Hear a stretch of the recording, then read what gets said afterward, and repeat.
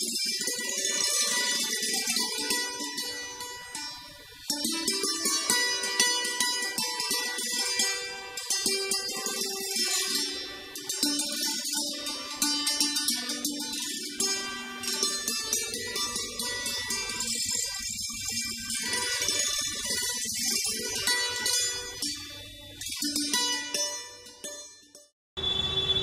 धर्म मंडळातर्फे गीता जयंती असेल किंवा इतर काही हे जे ज्ञानसत्र चालवलं जातं मंडळातर्फे, त्याच्यामध्ये गेल्या काही दिवस वेगवेगळ्या वक्त्यांची वेगवेगळी भाषणं होत आहेत.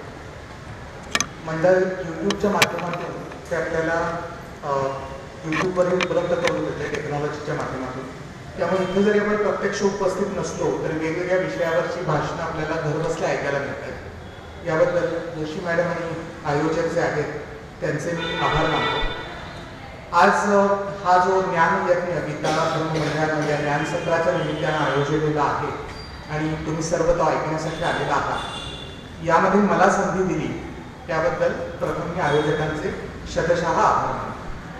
जोशी मॅडमने सांगितल्याप्रमाणे मला मागच्या वर्षी इथं संधी मिळालेली होती विज्ञान आणि अध्यात्म या विषयावर संवाद साधण्याची. याही वर्षी त्यांनी मला सांगितलं की आपलं जे ज्ञानसत्र आहे त्यामध्ये तुम्ही येऊन बोला, आणि तसं त्यांच्या विनंतीला मान देऊन ही सुवर्ण संधी मी पण सोडणारा नव्हतो. त्यामुळे मी आज तुमच्यासमोर आलेला आहोत आणि तुमच्याशी संवाद साधणार आहे. आणि माझा विषय आहे हिंदू धर्म म्हणजे नक्की काय.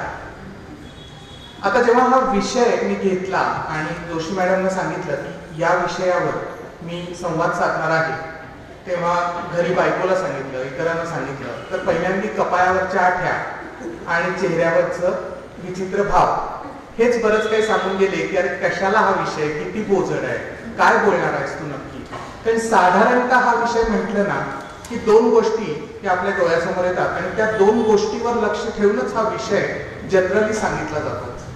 तो म्हणजे काय की पूर्वी आपली संस्कृती कशी अत्यंत संपन्न होती, समृद्ध होती, सर्वांगीण विकसित होती, आणि तिथून मग पुढं मुसलमानी आक्रमण, ब्रिटिशांची गुलामगिरी, यातून त्याचं पतन कसं झालं, आणि दुसऱ्या वेळेला आता गेल्या काही वर्षामध्ये या संस्कृतीचं संवर्धन, पुनरुत्थान म्हणजे रिवायवल आणि रिनायसन्स कसा चालला. भविष्य काळाचं स्वप्न आणि भूतकाळाचा अभिमान या दोन गोष्टींवरच आधारित व्याख्यानं हिंदू धर्म म्हणजे काय म्हटल्यानंतर दिली जातात.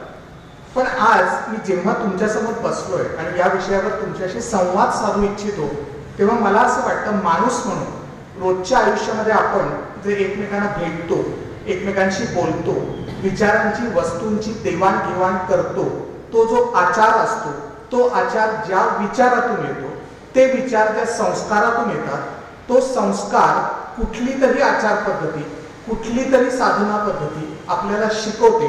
त्यानं आपण ड्रिव्हन असतो असं जर आपण म्हटलं तर ती काय आहे. त्याला धर्म आपण म्हणू शकतो का, मग त्याला हिंदू धर्म आपण म्हणू शकतो का, असे काही विचार माझ्या डोक्यामध्ये आले आणि मला असं वाटलं की त्या विषयाच्या अनुषंगानं आज तुमच्याशी संवाद साधावा. आता मला माहिती आहे की विषय हा खोल आहे आणि तशाही अर्थानं मीही अजूनही याचा विद्यार्थीच आहे. त्याच्यामुळे ज्ञानेश्वर माऊली म्हणतात तसं श्रोते बिना वक्ता नव्हे, तुम्ही आहात म्हणून आज भाषण देतोय.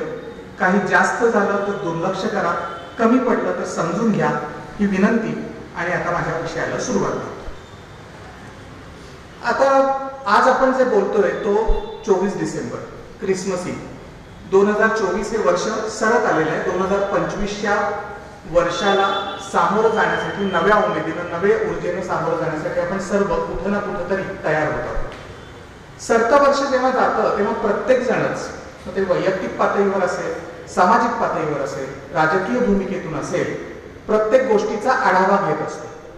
आपल्या आयुष्यात काय घटना घडल्या, काय बरे वाईट अनुभव आले, कुठले सुखाचे क्षण मी अनुभवले, कुठल्या गोष्टी माझ्या मनाविरुद्ध झाल्या, कुणी माझं ऐकलं नाही, कुणी मला त्रास दिला, किती दुःख मला सहन करायला लागली, या सगळ्याचा सारासार विचार करतो, एक सार काढतो आणि आता ठरवतो की नवीन वर्षात या चुका करायच्या नाही, या बरोबर गोष्टी झाल्या त्या कंटिन्यू करायच्या आणि नव्या उमेदीने नवीन वर्षाला सामोरं जातो. हे वर्ष जेव्हा चालू झालं ते वर्षच थोडंसं वेगळ्या पद्धतीनं चालू झालं, कारण काही शतकांची प्रतीक्षा आणि काही दशकांचा न्यायालयीन लढा देऊन तुमच्या माझ्यासारख्या करोडो लाखो हिंदूंचं जे श्रद्धास्थान आहे त्या श्रीरामाच्या मंदिराचे पुनर्निर्माण आणि श्रीराम लल्लाच्या मूर्तीची प्रतिष्ठापना ही जानेवारीमध्ये झाली आणि तुमच्या माझ्यासारख्या करोडो सश्रद्ध हिंदू बांधवांना एक स्वप्नपूर्तीचा आनंद मिळाला आणि त्या अर्थानं एक आनंदाश्रू आपल्या डोळ्यांमध्ये तरळले. हे होत असताना त्या कार्यक्रमाला उपस्थित कोण होतं तर आपल्या देशाचे पंतप्रधान होते, ज्यांचा पुनर्निर्माणाच्या कार्यक्रमात एक ऍक्टिव्ह पार्टिसिपंट म्हणून सहभाग होता त्या चळवळीमध्ये. आणि आता रामलल्लाच्या मूर्तीची प्रतिष्ठापना होत असताना त्या सोहळ्यामध्येही एक प्रमुख अतिथी म्हणून ते सहभागी होते. साहजिकच तुम्ही न्यूजपेपरमध्ये पण ऐकलं असेल तर एक ओरड चालू झाली की बाबा रे आता मात्र धर्मनिरपेक्षता खतरे में है. धर्मनिरपेक्षता हा जो शब्द आहे ना हा आपल्या घटनेमध्ये नंतर घुसडला गेला. तरी बाबासाहेब आंबेडकरांनी जे हे संविधान आपल्याला दिलं त्या संविधानाला आता धोका आहे. धर्मनिरपेक्षता हा संविधानाच्या प्रिअँबल म्हणजे संविधानाचा जो सरनामा आहे त्याचं एक महत्वाचं कलम आहे आणि त्यानुसार विधीद्वारा स्थापित कायद्यानं जे भारताचं सरकार आलंय त्या सरकारचा जो प्रमुख आहे तो प्रमुख धार्मिक कार्यक्रमाला उपस्थिती लावतो म्हणजे मोठाच गजब झाला. आता बघा हिंदू राष्ट्र कसं येतंय, धर्मनिरपेक्षता खतरे में, संविधान खतरे में. बघाच आता जे देशातले अल्पसंख्याक आहेत, दलित आहेत, आदिवासी आहेत त्यांच्या हक्कांचं वाट लागणार आहे. आरक्षण गेलंच म्हणून समजा आता या देशाचं वाटोळं होणार. दुसरं काय की संघानं ना त्यांचा गणवेश बदलून कित्येक वर्ष झाले पण संघाला झोडपायचं असेल तर या हाफ चड्डीवाल्यांचं सरकार आलेलं आहे असं म्हणण्याची एक पद्धत आहे. तर हे संघी विचारसरणीची लोक आता हिंदू राष्ट्र केल्याशिवाय गप्प काय बसणार नाही. आता माझ्या डोक्यामध्ये हे चालू झालं की हा जो चालाक प्रचार होता हा चालाक प्रचार असा होता की हे हिंदू राष्ट्र होणार, अल्पसंख्याक मुस्लिम आणि बाकीच्या लोकांना दुय्यम नागरिकत्वाचा दर्जा मिळणार, त्यांच्या अधिकारांवर गदा येणार, संविधान खतऱ्यामध्ये आहे आणि देशाचं वाटोळं होणार. आता होतं कसं एखादा विद्यार्थी हुशार असतो, पुढच्या वर्गामध्ये जाताना परीक्षा उत्तीर्ण होऊन तो पहिला येणार का दुसरा येणार एवढंच बघायचं असतं. पण येतो त्याला माज, त्याला येतो अति आत्मविश्वास. परीक्षा असते भूगोलाची, हा अभ्यास करतो मराठीचा आणि परीक्षेला जातो आणि तिथे पहिला यायचा दुसरा यायचा तिथे तो काठावर इंटरनलचे तोंडी परीक्षेचे मार्क गोळाबेरीज करून ढकलला जातो. हे जे उदाहरण आहे ना ही परिस्थिती झाली आमच्या सरकारची. नारे होते 300 पार, नारे होते 400 पार, आले मात्र आघाडीच्या कोबड्या घेऊन कसे बसे सत्तेत बसले. राजकीय पुलाखालून बरंच पाणी वाहून गेलं. हा चालाक प्रचार नक्कीच कामाला आला. पण त्याचबरोबर यांनाही कळलं की आपलं मत हे व्यवस्थितपणे मांडलं पाहिजे. या चालाक प्रचाराला लोक बळी पडतात. देशाची तर निवडणूक होती, देशाचा नेता ठरला, पण त्याचबरोबर अनेक राज्यांच्याही निवडणुका होत्या आणि आर्थिक महत्वाची केंद्र असणाऱ्या महाराष्ट्रासारख्या राज्याची निवडणूक होती. मग या चालाक प्रचाराला एक काउंटर चालाक प्रचार आला की एक है तो सेफ है, बटेंगे तो कटेंगे, हे आपण सगळ्यांनी ऐकलं. बरं ह्यानं काय झालं मला माहिती नाही, हिंदूंचं काही हित झालं का, पण जे हे प्रचार केला ते मात्र प्रचंड बहुमतानं सत्तेत आले आणि सत्ता चालवण्यासाठी सेफ झाले. एवढं आपण सेफपणे म्हणू शकतो. आता या ज्या सगळ्या गोष्टी घडतायत आजच्या टॉपिककडे येतो की एका बाजूला हिंदू राष्ट्र होणार म्हणजे काहीतरी धोक्याची घंटा आहे, हिंदू या शब्दातच काहीतरी धोका आहे. दुसऱ्या बाजूला धर्मनिरपेक्षता, लोकशाहीची तत्व, संविधान, एकात्मता, समता, बंधुता या सगळ्या गोष्टींना धोका आहे असं कुठंतरी चित्र समाजामध्ये सांगण्यात आलं आणि त्याच्या दुसऱ्या बाजूला हिंदूंकडून असा काही धोका नाही आहे असा एक काउंटर प्रचार होतो. तेव्हा माझ्या डोक्यात आलं की हिंदू धर्म म्हणजे नक्की काय किंवा धर्म म्हणजे नक्की काय आणि मग हिंदू धर्म म्हणजे नक्की काय. आणि ही जी सगळी अत्यंत महनीय अशी तत्व आहेत ज्यांना आपला राज्यकारभार चालतोय त्याला हिंदू धर्माला खरंच धोका आहे का हा फिगमेंट ऑफ इमॅजिनेशन म्हणजे इमॅजिनरी धोका निर्माण केला जातोय. म्हणून आजचा टॉपिक घेण्याचं मी ठरवलं. आता जेव्हा आपण धर्म म्हणतो तेव्हा संकुचित अर्थानं पंथ, रिलिजन यानं आपण नेहमी एकमेकांशी बोलत असतो. त्याआधी मला असं वाटतं की या हिंदू धर्माकडे जाण्याच्या आधी धर्म या संकल्पनेचा एक व्यापक अर्थ काय आहे हे तपासून बघणं गरजेचं आहे. तर जेव्हा आपण ते तपासायला जातो तेव्हा पहिला अर्थ येतो तो म्हणजे स्वभाव धर्म. धारणा धर्म इत्याहू धर्मो धारयति प्रजा. ध्रु धातू आहे, धारण करणे, एकत्र ठेवणे, बांधून ठेवणे, नियमन करणे. या अर्थानं धर्म म्हणजे हा जो धर्म आहे, जो बांधून ठेवतो, नियमन करतो, एकत्र ठेवतो, तो कशाला असू शकतो? तो पदार्थाला असू शकतो, तो वस्तूला असू शकतो, तो व्यक्तीला असू शकतो, तो समूहाला असू शकतो, तो सृष्टीला असू शकतो. तशा अर्थानं अध्यात्मिक म्हणतात तसं तो यष्टी, समष्टी आणि सृष्टी, इंडिव्हिज्युअल, सोसायटी आणि युनिव्हर्स या तिन्ही पातळ्यांवर असू शकतो. म्हणजे काय तर स्वभाव धर्म, एक्झाम्पल अग्नीचा धर्म जाळणे, पाण्याचा धर्म तहान भागवणे, सृष्टीचा धर्म laws of universe gravitational force, example. बर, स्वभाव धर्म कळला. अजून धर्माची संकल्पना काय तर एक मोठा अर्थ आपल्या समोर येतो आणि तो सगळ्यांना माहिती असतो, तो म्हणजे कर्तव्य भावना, ड्युटी, रिस्पॉन्सिबिलिटी. पुन्हा ही धर्माची जी व्याख्या आहे ती ड्युटी आणि रिस्पॉन्सिबिलिटी या दृष्टिकोनातून पुन्हा 3 पातळ्यांवर विभागली जाते. एक आहे व्यक्ती, समष्टी आणि सृष्टी, इंडिव्हिज्युअल, सोसायटी आणि तशा अर्थाने युनिव्हर्स. आता इंडिव्हिज्युअल याला जर आपण ही व्याख्या लावायची झाली तर आपण काय लावू शकतो तर मनुस्मृती काय सांगते की धर्माची व्याख्या सांगते, धृती क्षमा दम अस्तेय, शौच इंद्रिय निग्रह, धीर विद्या, सत्यम अक्रोध, दशकम धर्म लक्षणम.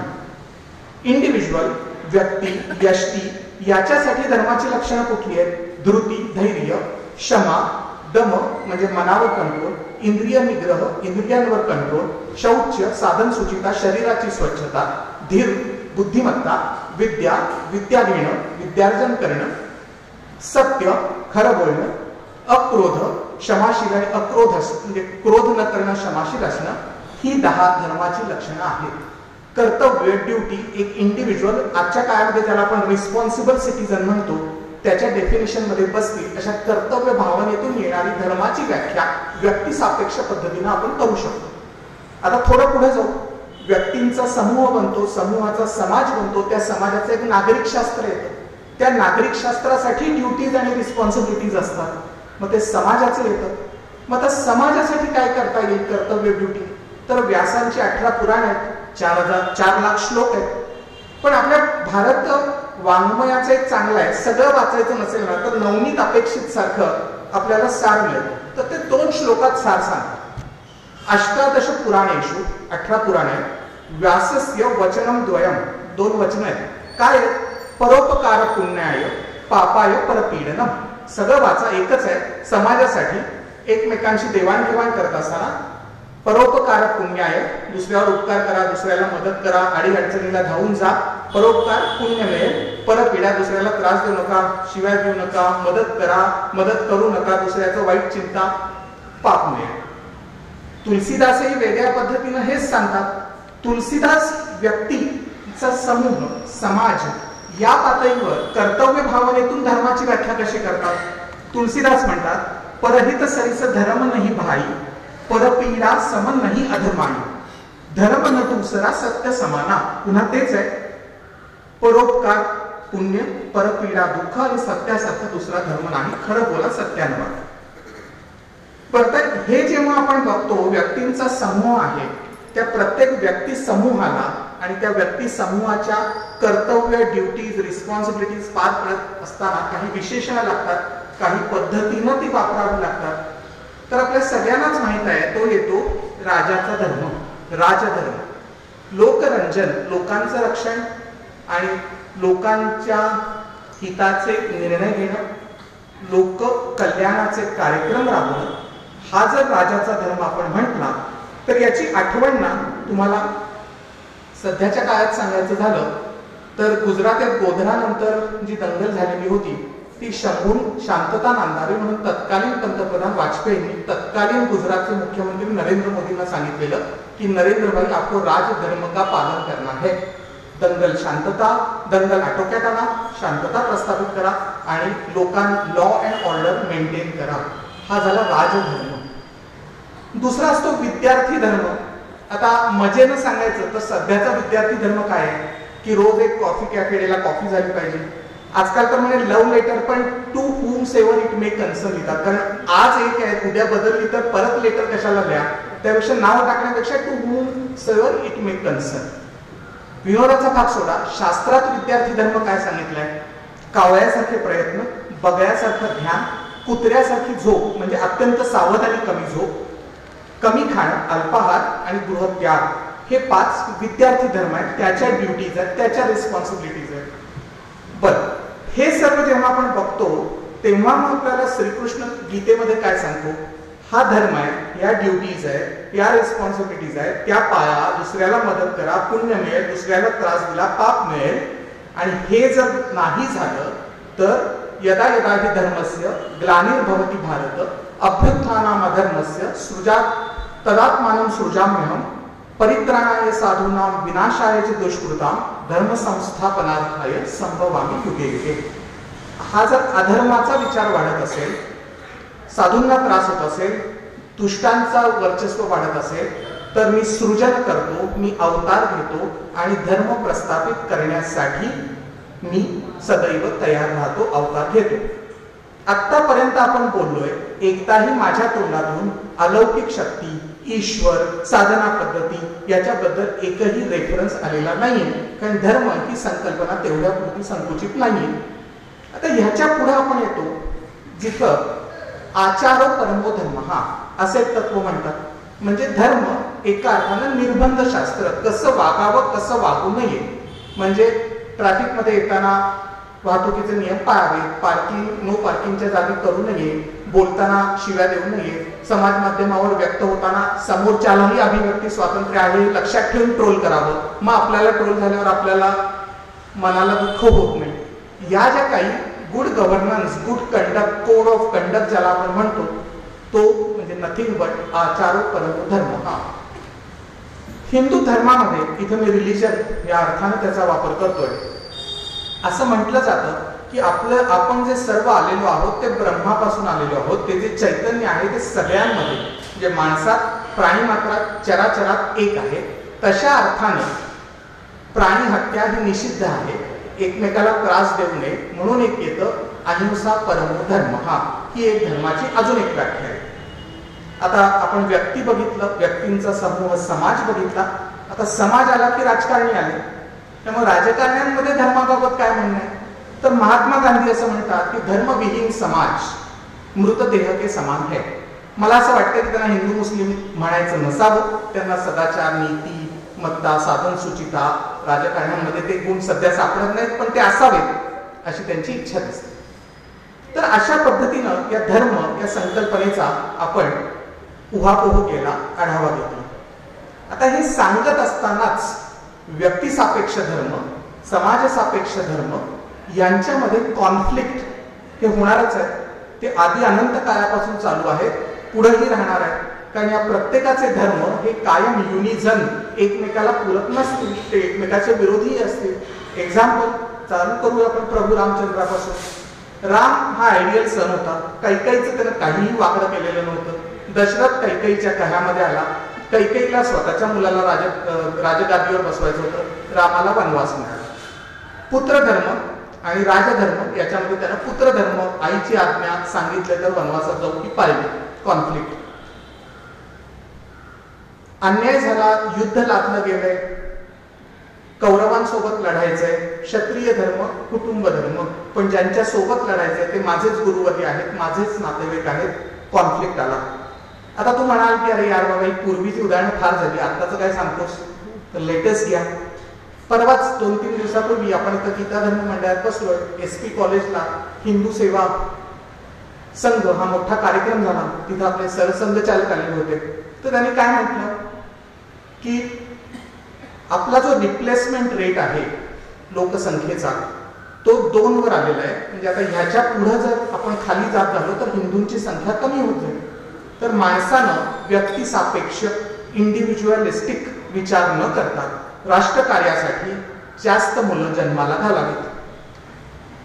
इंडिव्हिज्युअली विचार न करता राष्ट्रकार्यासाठी कर्तव्य, ड्युटी म्हणून जास्त मुलं जन्माला घालावीत.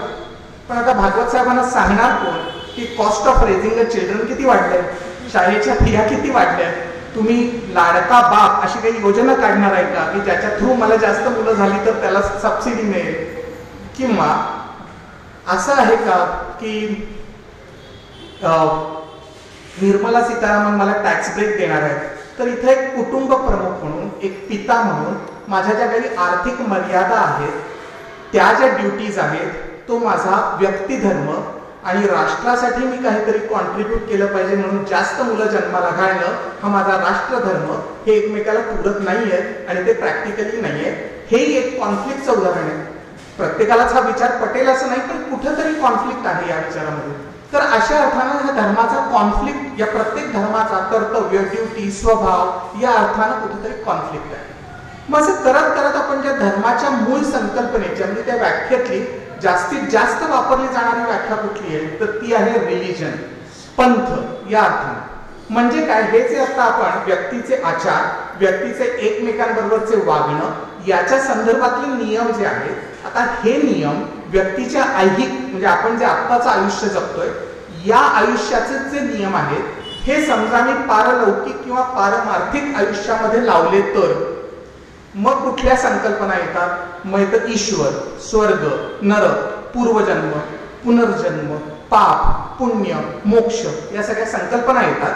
आणि मग मोक्ष मिळवण्यासाठी, ईश्वराकडे जाण्यासाठी जो हा मार्ग आहे, जो हा ब्रिज आहे, तो जाण्यासाठी काय करावं?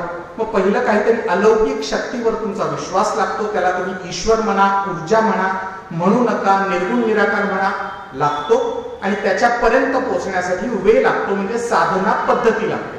अलौकिक शक्तीवर विश्वास, त्याच्यापर्यंत पोहोचण्यासाठी वेगवेगळ्या साधना पद्धती, याचा मिक्सचर म्हणजे ऐहिक जगातील वर्तनाचे नियम लावून पारलौकिक जगामध्ये जाण्यासाठीच्या प्रयत्न करण्याची एक इकोसिस्टीम म्हणजे पंथ, धर्म, रिलिजन अशा अर्थानं आपण त्याचा वापर करू शकतो किंवा म्हणू शकतो. आता इथं धर्म, रिलिजन पर्यंत आपण आलो. आता आपला टॉपिक आहे हिंदू धर्म म्हणजे काय. तर हिंदू या शब्दाची व्याख्याकडे आपण जाऊ आणि मग हिंदू धर्म म्हणजे काय हे बघू. आता हिंदू या शब्दाची व्याख्या आपल्यापैकी बऱ्याच जणांना माहिती आहे. ते म्हणजे सिंधू, सिंधू म्हणजे बॉडी ऑफ वॉटर म्हणजे नदी, त्या सिंधूच्या ट्रिब्युटरीज म्हणजे उपनद्या, सप्त सिंधू, त्याच्या प्रदेशामध्ये राहणारे लोक, त्या भूमीचा, त्या लोकांचा धर्म, अशा रीतीनं हिंदू धर्म. मग जेड अवस्था जो पारशांचा धर्मग्रंथ आहे पर्शियन, त्याच्यामध्ये याचा उल्लेख हप्त हिंदू होतो, कारण त्यांना स म्हणता यायचं नाही, ते क म्हणायचे. आता हेही आपण ऐकलेलं असतं. आता ह्याच्यामध्ये आत्ताचं उदाहरण तुम्हाला देतो म्हणजे काय, करोनामध्ये घरातून काम करत असल्यामुळे बऱ्याच सिरियल पुन्हा बघितल्या गेल्या. तर साराभाई वर्सेस साराभाई एक सिरियल होती, त्याचा दुसरा भाग. तर त्याच्यामध्ये जे मेन कॅरेक्टर आहे माया साराभाई, तिचा मुलगा, त्याचं नाव आहे रोसेस साराभाई. त्याचं लग्न होतं आणि त्याची बायको कच्छची असते. तिला विचारतात तुझ्या नवऱ्याचं नाव काय, ती म्हणते रोसेस हाराभाई, कारण कच्छमध्ये आजही सला प म्हटलं जातं. तशा अर्थानं ते सप्त सिंधू हप्त हिंदू झालं. आणि सप्त सिंधूच्या प्रदेशात, हप्त हिंदूच्या प्रदेशात राहणारे कोण, तर ते हिंदू. आता ग्रीकांना ह ही म्हणता येईना, ते हच इंडस केलं, इंदू झालं, इंडस व्हॅली, इंडस सिव्हिलायझेशन, तशा अर्थाने त्याला नाव पडलं. अजून एका पद्धतीने म्हणतात की आपण भारत म्हटल्यानंतर दुष्यंत शकुंतला यांचा भारत. पण ऋग्वेदात 7व्या मंडलात अजून एक कथा आहे की एक भारत कुळातला एक राजा होता. त्यावेळेला टोळी युद्ध व्हायची, तर त्या आजूबाजूच्या सप्तसिंधूच्या प्रदेशातल्या 10-12 टोळ्या, त्यांच्याबरोबर युद्ध झालं, हा जिंकला. इथं महत्वाचा फरक आहे आणि हिंदू धर्माची इन्क्लुझिव्हिटी कदाचित तिथून चालू होते. जगभर जो जिंकतो तो जिंकणारा आपली संस्कृती दुसऱ्यावर लादतो. या भरत कुळातल्या राजानं काय केलं की त्यांच्या संस्कृतीमध्ये काय काय चांगलं आहे याचं संकलन केलं, एडिटिंग केलं. ते वेदांमध्ये काही भागामध्ये आहे अशी एक मान्यता आहे, खरं खोटं माहिती नाही.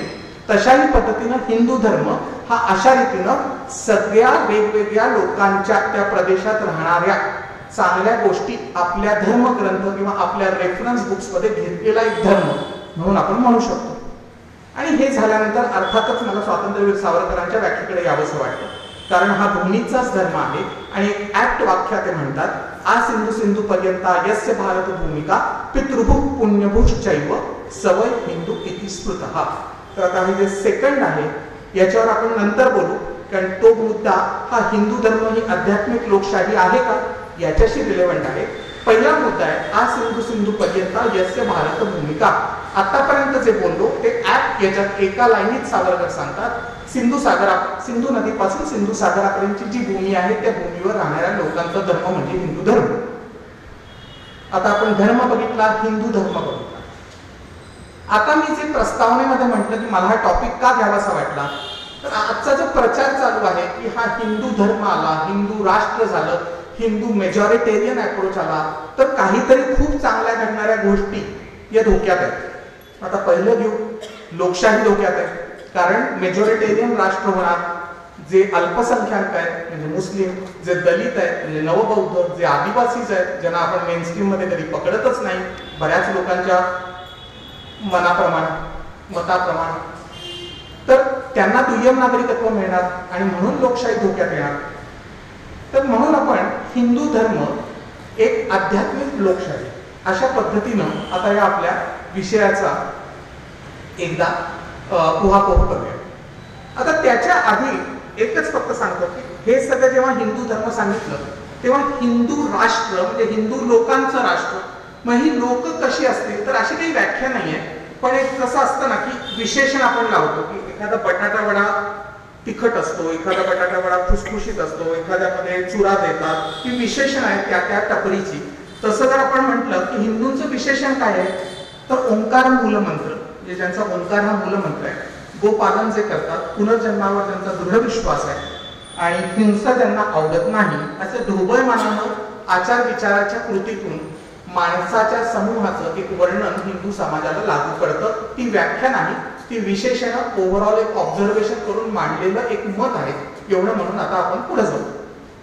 तर जेव्हा आपण आता आध्यात्मिक लोकशाही या गोष्टीकडे जातो तेव्हा कळत न कळत तुलनात्मक अभ्यास करणं खूप आपल्याला गरजेचं पडतं.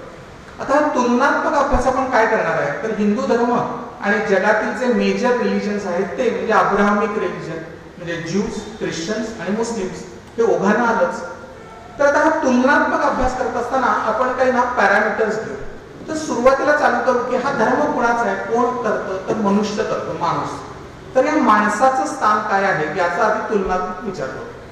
तर हिंदू धर्मामध्ये आपण काय म्हणतो की मी जन्माला आलो, मला मनुष्याचा जन्म मिळाला, नरदेह सर्वोत्तम, 84 लक्ष योनीतून फिरल्यानंतर मला मनुष्याचा जन्म मिळतो, हा भाग्याचा क्षण आहे असं आपल्या धर्मामध्ये रिलिजन मध्ये मानलं जातं. बायोलॉजी काय सांगते, माणसाचं वर्णन काय करते, होमो सॅपियन सॅपियन, विचार करणारा प्राणी. मला माणसाचा जन्म मिळाला, तो भाग्याचा क्षण आहे, मला विचार करता येतो. आता पुढचं काय येतं की हिंदू धर्मियांची अशी भावना आहे की हे जे जग आहे ते एका ऊर्जा बिंदूपासून, ज्याला आपण ब्रह्म म्हणतो, त्याच्यापासून सुरू झालेलं आहे. त्या ब्रह्माची जी ऊर्जा आहे ती चराचरात, माणूस असेल, प्राणी असेल, चर अचर सृष्टी असेल, त्याच्यामध्ये आहे. आता ते चैतन्य असं आपण म्हणतो आणि त्या चैतन्याला हा देह म्हणजे आपण ज्याला नरदेह म्हणतो, तो नरदेह प्राप्त झालेला आहे. यू हॅव ऊर्जा, you have energy and you have instrument म्हणजे आपले कर्मेंद्रिय आणि ज्ञानेंद्रिय. आता त्याचा वापर करून धर्माचा उद्देश काय आहे, एका शब्दात सेल्फ रिअलायझेशन. कारण आपण म्हणतोय काय की मी ब्रह्मापासून आलोय, ती ऊर्जा एकच आहे. शाळेच्या पुस्तकात सांगतात तसं युनिव्हर्सल सोल ब्रह्मन, इंडिव्हिज्युअल सोल आत्मन, ते एकच आहे. याचा अर्थ मीच देव आहे, अहम ब्रह्मास्मी. आता सेल्फ रिअलायझेशन काय आहे की ते ओळखणं, म्हणजे हा जो प्रवास आहे माझ्या जीवनाचा, मग तो कुठल्याही क्षेत्रातला असू दे, तो इग्नोरन्स, मी ब्रह्मापासून आलोय, मीच देव आहे, पण ते ओळखलं पाहिजे, ते जाणलं पाहिजे, तो इग्नोरन्स टू ग्लोरी हा प्रवास आहे. मग ह्याच्यामध्ये करिअरच्या अँगलनं म्हणा, रोजच्या आयुष्याच्या अँगलनं म्हणा, नॉर्मली काय सांगितलं जातं की तू आधी स्वतःला ओळख. म्हणजे काय, स्वतःला काय आवडतं, माझ्या स्ट्रेंथ्स काय, स्वॉट अनालिसिस, स्ट्रेंथ्स काय आहेत, विकनेसेस काय आहेत, मला काय आवडतंय, मला कशामध्ये रुची आहे, मी काय करू शकतो आणि या ऐहिक जगात जगण्यासाठी पुरेसा आर्थिक गोष्टी मी मिळवू शकतो का नाही, जेणेकरून माझं आयुष्य पुढे चालत राहील. एकदा ते झालं, ते क्षेत्र निवडलं की त्या क्षेत्रात, ज्या क्षेत्रात तुम्ही जाल, मग विवेकानंदांचं वाक्य येतं आणि ते फार महत्वाचं ठरतं की ते काय म्हणतात, enjoy, do what you enjoy. स्वतःची ओळख, त्याच्यामुळे डू व्हॉट यू एन्जॉय. तू जर ओळखून एखादं क्षेत्र निवडलंयस तर तू निवडलेलं क्षेत्र तू एन्जॉय करशील.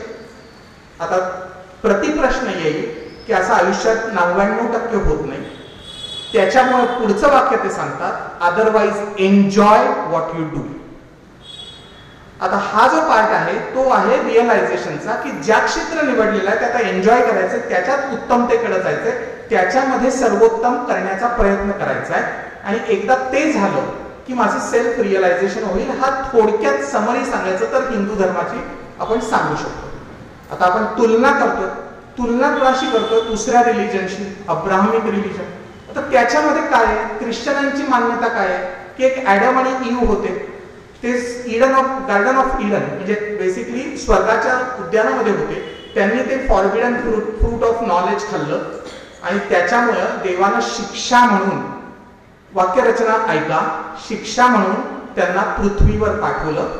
आता 10 कमांडमेंट्स दिलेले आहेत, कसं वागायचं, चांगलं वागायचं, सत्य बोलायचं, एकमेकांना मदत करायची, चोरी नाही करायची, शेजाऱ्यांना मदत करायची, ॲडल्टरी नाही करायची, दारू नाही प्यायची, असे सदाचाराचे नियम घातलेले आहेत. पाप केलेलं आहे, तुला सजा म्हणून पृथ्वीवर पाठवलेलं आहे. त्या पापातून सॅल्वेशन, पापक्षालनाचा मार्ग म्हणून तुझं आयुष्य जगायचंय.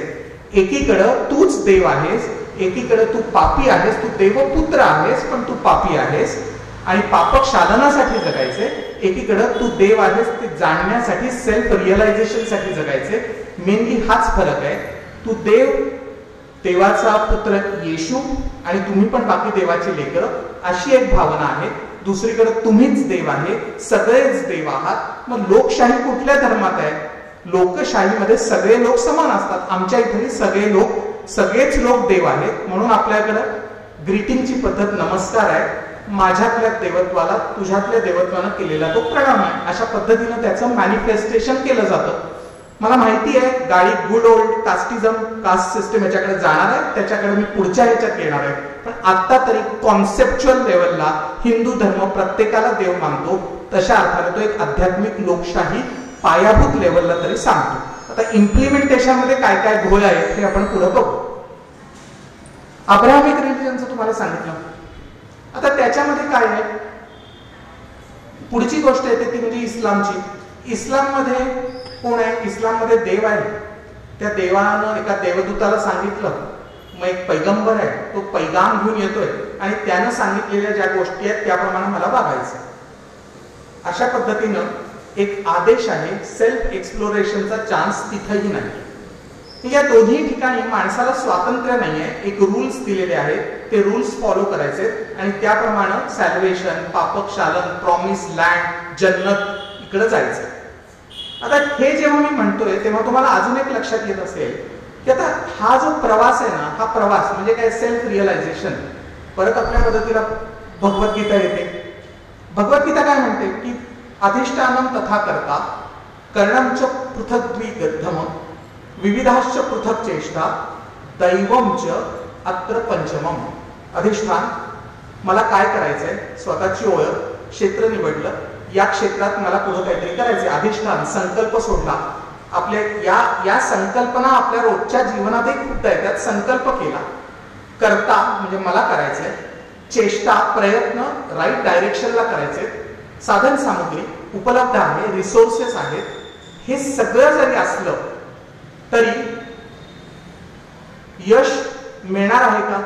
पाहिजे ते मिळणार आहे का? तो 1% चान्स, अनकंट्रोलेबल फॅक्टर्स. त्याच्यासाठी दैवमच अत्र पंचमम, ते दैव आहे, अनकंट्रोलेबल फॅक्टर आहे. आणि मग त्याच्यासाठी तो जो अनकंट्रोलेबल फॅक्टर आहे त्याच्यासाठी एक साधना पद्धती येते, एक अलौकिक शक्तीवर विश्वास येतो. इथपर्यंत आपण आणि बाकीचे रिलिजन मोरलेस सेम. आता काय की ती अलौकिक शक्ती, मग तो माझा एकच गॉड आहे का? नाही. तो माझा जेलस गॉड आहे का? नाही. तो गॉड आहे का? नाही. ईश्वर, बाबा ठीक आहे, तू ईश्वर मानतोस, ईश्वर घे. राम मानतोस, ठीक आहे. Krishna okay, Vishnu okay, Durga, Saraswati, Lakshmi okay. Problem कशालाच नाही. उद्या म्हणतोस ईश्वर विश्वर झूट आहे, देवाला रिटायर्ड करा म्हणणाऱ्या लागून जाई आम्ही सत्कारच करतो.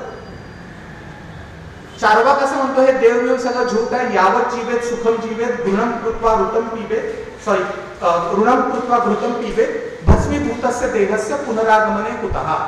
जोपर्यंत जिंकताय मजेने जावा, पार्टी टाइम. लोन काढा, तूप प्या. आजच्या काळात लोन काढा, खर्च करा, ट्रिप करा, गाड्या घ्या, बंगले घ्या, enjoy life, YOLO, you only live once, ही जी आजच्या काळाची फिलॉसॉफी आहे, ती चार्वाक फिलॉसॉफी आहे, तीही हिंदू धर्मामध्ये आहे. बरं, ईश्वर नाही मान्य, निर्गुण निराकार, बाबा चल निर्गुण निराकार, पण मूर्तीच पाहिजे माझ्यासारखी, म्हणजे माझ्यासारखं काहीतरी मी त्याच्याशी बोलू शकेन. वेगवेगळे पाहिजे तेवढे ऑप्शन्स अवेलेबल आहेत. ऑप्शन्स भरपूर आहेत. रिअलायझेशनसाठी, करिअर चॉईसेस साठी, देवता ज्यांना प्रसन्न करायचे त्या भरपूर आहेत. दुसरीकडे काय आहे, एकच गॉड, तो जेलस गॉड आहे. माझीच पूजा केली पाहिजे, मूर्ती पूजा अमान्य आहे, एवढ्याच वेळेला प्रार्थना केली पाहिजे, याच दिशेला बघून प्रार्थना केली पाहिजे, एकाच दिवशी ज्याला होलिडे, तो हॉलिडे झाला आणि तो संडे झाला, त्या दिवशी प्रेयर केली पाहिजे. असली काही भानगड आमच्यामध्ये नाही. तुला प्रेयर करायची आहे कर, करायची नाहीये नको करू. कर्मकांड करायची आहे कर, तिळा लावायचा आहे लाव, आडवा लावायचा आहे आडवा लाव, उभा लावायचा आहे उभा लाव, धोतर नेसायचे नेस, जीन्स घालायची आहे घाल. ओके, कर्मकांडात मला व्रतवैकल्यच करायचे आहेत कर, व्रतवैकल्यात काय ठेवलं नाही हो, कर्म महत्वाचं कर. कर्मी शुभ जावा, ईशावास हे उपनिषदातही म्हटलेलं आहे. म्हणजे कुठल्याही पद्धतीचं स्वातंत्र्य आहे आणि त्याच्या अगेन्स्ट एक ज्याला आपण आजच्या सॉफ्टवेअरच्या भाषेत ओपन सोर्स सॉफ्टवेअर म्हणतो, तसा आमचा धर्म आहे. आणि दुसरीकडे असं रिजिड की या 5 गोष्टी झाल्याच पाहिजेत, याच 5 पद्धतीनं झाल्या पाहिजेत. झालं नाही तर काय, झालं नाही तर 2 गोष्टी आहेत. कारण त्यांनी ना विभागणी केलेली आहे एक मानवाची. आता ती विभागणी कशी आहे, ख्रिश्चन धर्मामध्ये काय म्हणतात, तुम्ही जर परदेशामध्ये गेला असाल, आपल्याकडे बरेच लोक आयटीच्या निमित्तानं परदेशी जातात राहतात, एक जनरल क्वेश्चन विचारला जातो, व्हॉट्स युअर फेथ. कारण तिथे ना माणसाला 2 ह्याच्यात डिव्हाइड करतात, बिलीव्हर, जीजस इज माय सेव्हियर, त्याच्यावर बिलीव्ह, नाही करत असेल इनफिडल. मुसलमानांना तुम्ही विचारलं तर ते काय सांगतील की मोमीन म्हणजे मोहम्मद पैगंबरांचं फॉलो करणारा आणि नाही करणारा म्हणजे कोण, काफर. हाही शब्द आपण बरेचदा ऐकलेला असतो. आता काफिर याची डेफिनेशन काय आहे, मजा म्हणून सांगतो, अहले किताब आणि मुशर्रिक. तर अहले किताब म्हणजे काय, पीपल ऑफ द बुक, म्हणजे ज्यूज, ख्रिश्चन. आणि हिंदू तर आहेच, कारण इथं अहले किताब नाही, 1 नाही 1000 किताब आहे, त्यामुळे आपण सगळे काफिर. दुसरं फार इंटरेस्टिंग आहे आणि तुम्हाला आवडेल, मुशर्रिक. आता आपले पंतप्रधान आताच कुवेतच्या दौऱ्यावर गेले, तर साधारणतः न्यूज आर्टिकल्स कसे येतात, कुवेतचे राजा आणि त्यांचं शिष्टमंडळ याच्या बरोबरच्या बैठकीमध्ये आमचे पंतप्रधान शरीक झाले, आमचे पंतप्रधानांनी सहभाग घेतला. मुशर्रिक शरीक झाले, सहभाग घेतला.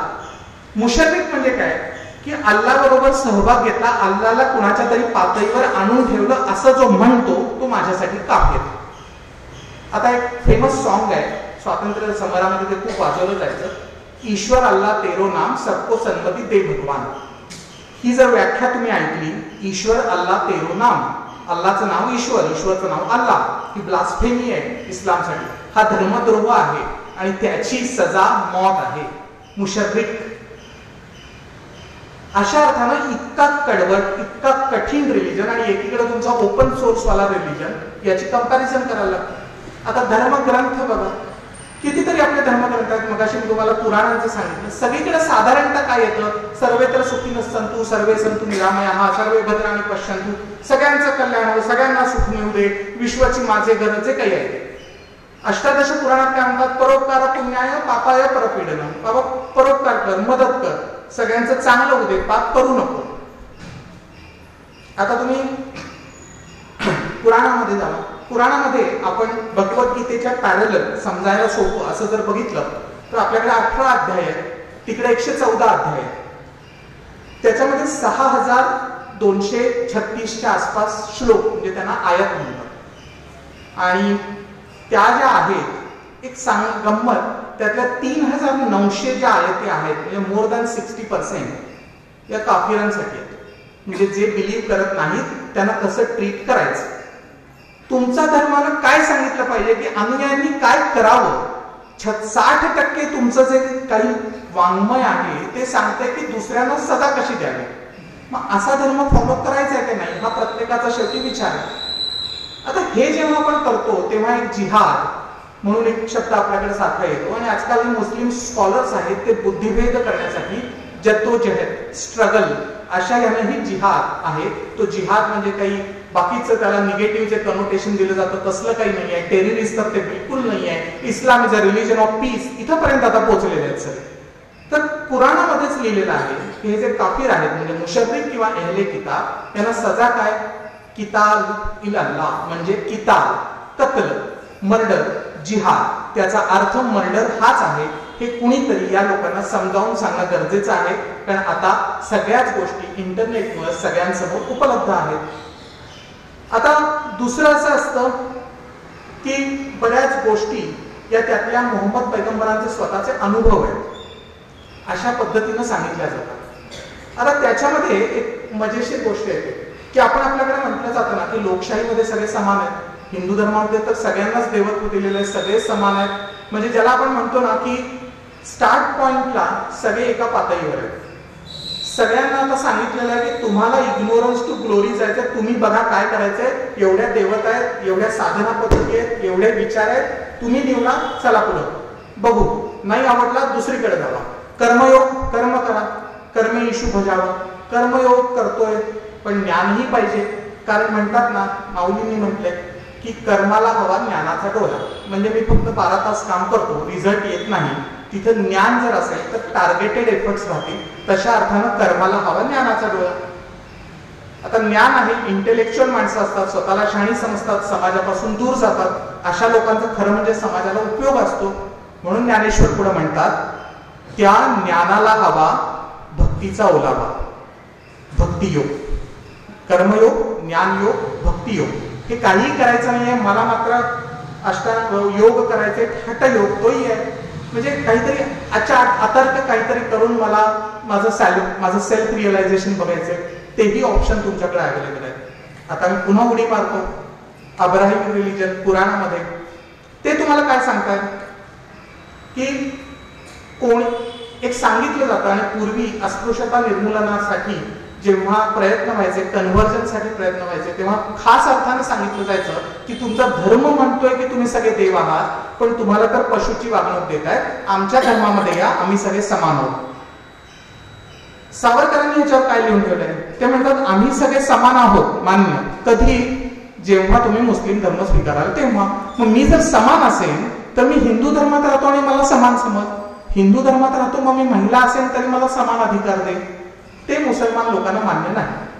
तर त्यांच्यामध्ये ते काय म्हणतात की आता एक येतं की एक आहे हे जे समाजातील मागासवर्ग, दुसरा येतो ज्या 50% पॉप्युलेशन आहे, महिला वर्ग. आता हिंदू धर्मात सांगताना म्हणतात आदिशक्ती, आपल्याकडे देवीच्या स्वरूपातही महिलेला पूजलं जातं. इकडं काय स्थिती आहे? इकडं पुराणानुसार महिला ही पुरुषाची प्रॉपर्टी आहे, आणि त्याला असं म्हटलं जातं, एक वर्ड आहे माले गनिमत, म्हणजे एखाद्या काफिराला जो मोहम्मदाचा विचार फॉलो करत नाही त्याला तुम्ही लुटलं, ते लुटल्यानंतर लुटीत जे काही मिळेल, म्हणजे त्याची स्थावर जंगम मालमत्ता असेल, सोनं नाणं असेल, पैसे असतील, त्याचबरोबर त्यांच्या स्त्रिया आणि त्यांची मुलं ही पण तुमची प्रॉपर्टी होती. स्त्रिया आणि मुलांचा गुलाम म्हणून वापर केला जातो, सेक्स स्लेव्ह म्हणून वापर केला जातो. ती विकायची तुम्हाला परवानगी आहे, ती विकायची परवानगी धर्म देतो. पुराणामध्ये लिहिलेलं आहे, त्याला माले गनिमत म्हणतात. आता हा असं असताना, धडधडीतपणे लिहिलेला असताना, कुठला धर्म हा कुठल्या पद्धतीनं समानतेचा विचार देतोय, कुठल्या पद्धतीनं तो सगळ्या लोकांना एकमेकांबरोबर आहात म्हणून सांगतोय, इथं याच्या मर्यादा आपल्याला दिसून येतात. याची मर्यादा अजून एक आहे की आता काय आहे की आतापर्यंत आपण जे धर्म, आचार, चांगलं वागा, सगळं चांगलं करा अशा पद्धतीनं जे सांगत जातो, आता महात्मा गांधी, प्रॉब्लेम या लोकांना कसा येतो बघा. महात्मा गांधी अहिंसेच्या मार्गाने साबरमती के संत तूने कर दिया कमाल, ते दी आझादी तूने बिना खडक बिना धाल म्हटलं जातं ना. तर मग इतकं सगळं त्यांनी केलं, एवढं सगळं त्यांचं नाव सगळ्या जगामध्ये झालं. खिलाफत चळवळ, हिंदू मुस्लिम एकता व्हावी, ज्याला सावरकर खिलाफत का आफत म्हणायचे, तीच चळवळ. त्याचेच मेन मुस्लिम पार्टीचे जे नेते होते मौलाना मोहम्मद अली आणि मौलाना शौकत अली, ते काय म्हणतात गांधीजींबरोबर, गांधीजी कितीही ग्रेट असले तरी ते मोमीन नसल्यामुळं आमच्या मोमीन जमाती जो नीचातला नीच आहे त्याच्यापेक्षाही एक पातळी खालीच गांधीजी असतील. आता दुसरं, हे मी मुस्लिम धर्माचं सांगितलं. आता आपण ख्रिश्चन धर्माकडे येऊ. ख्रिश्चन धर्म असं वाटताना आपल्याला वाटतं Jesus is a saviour.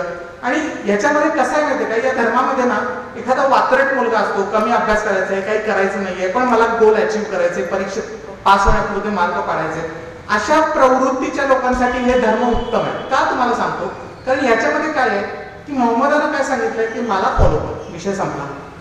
Incentive काय आहे, दुसऱ्याला मार कारण तो काफिर आहे, त्याची संपत्ती लूट, त्याची बायका पोरं लूट, किती मोठा इन्सेंटिव्ह आहे. काय करायचे, काही नाही, मोहम्मदाला फॉलो करायचं. ख्रिश्चॅनिटीमध्ये घ्या, काय म्हणायचं, जीजस इज सेव्हियर, विषय संपला. पाप पाहिजे तेवढी करा, कारण त्या जीजसनेच क्रुसावर चढवून तुमची पाप त्याच्या नावावर घेतलेली आहेत. मग जायचं चर्चमध्ये, कन्फेशन, पाप केलं, विषय संपला, पुन्हा नवीन पाप करायला तयार. केवढी मोठी सूट आहे. इथं आपलं कोण कर्मयोग, भक्तियोग, ज्ञानयोग, ही करा, व्रत करा, साधना करा, कोण सांगितलं, हे मस्त आहे आपलं. या अर्थानं ते सुटसुटीत व्याख्या त्या केल्या जातात आणि या धर्मांचं अट्रॅक्शन याच्यामुळे होतं. आता ख्रिस्ती धर्माची मजा सांगतो. इन्क्विजिशन जे काही मध्ययुगीन काळामध्ये झालं की जे ज्याला आपण फोर्स कन्व्हर्जन म्हणतो, हिंदू धर्मातून अस्पृश्यांना पशुसमान वागणूक आहे, हा कसला धर्म, हे कसले देव, असं म्हणून ज्या लोकांना कन्व्हर्ट केलं गेलं त्यांना काय सांगितलं गेलं, येशू हाच तुमचा सेव्हियर आहे, तोच एक तुमचा देव आहे. या ज्या सगळ्या गोष्टी आहेत, कारण त्याच्यामध्ये कसं आहे, असं स्ट्रेट जॅकेटेड अप्रोच आहे. म्हणजे मी चांगला म्हणजे मी गॉड, दुसरा वाईट इव्हिल राक्षस. मग त्यांच्यासाठी रामकृष्ण शिव हे राक्षस होतात, देवी दुर्गा म्हणजे काहीतरी चेटूक पिटूक करणाऱ्या देवता होऊन जातात.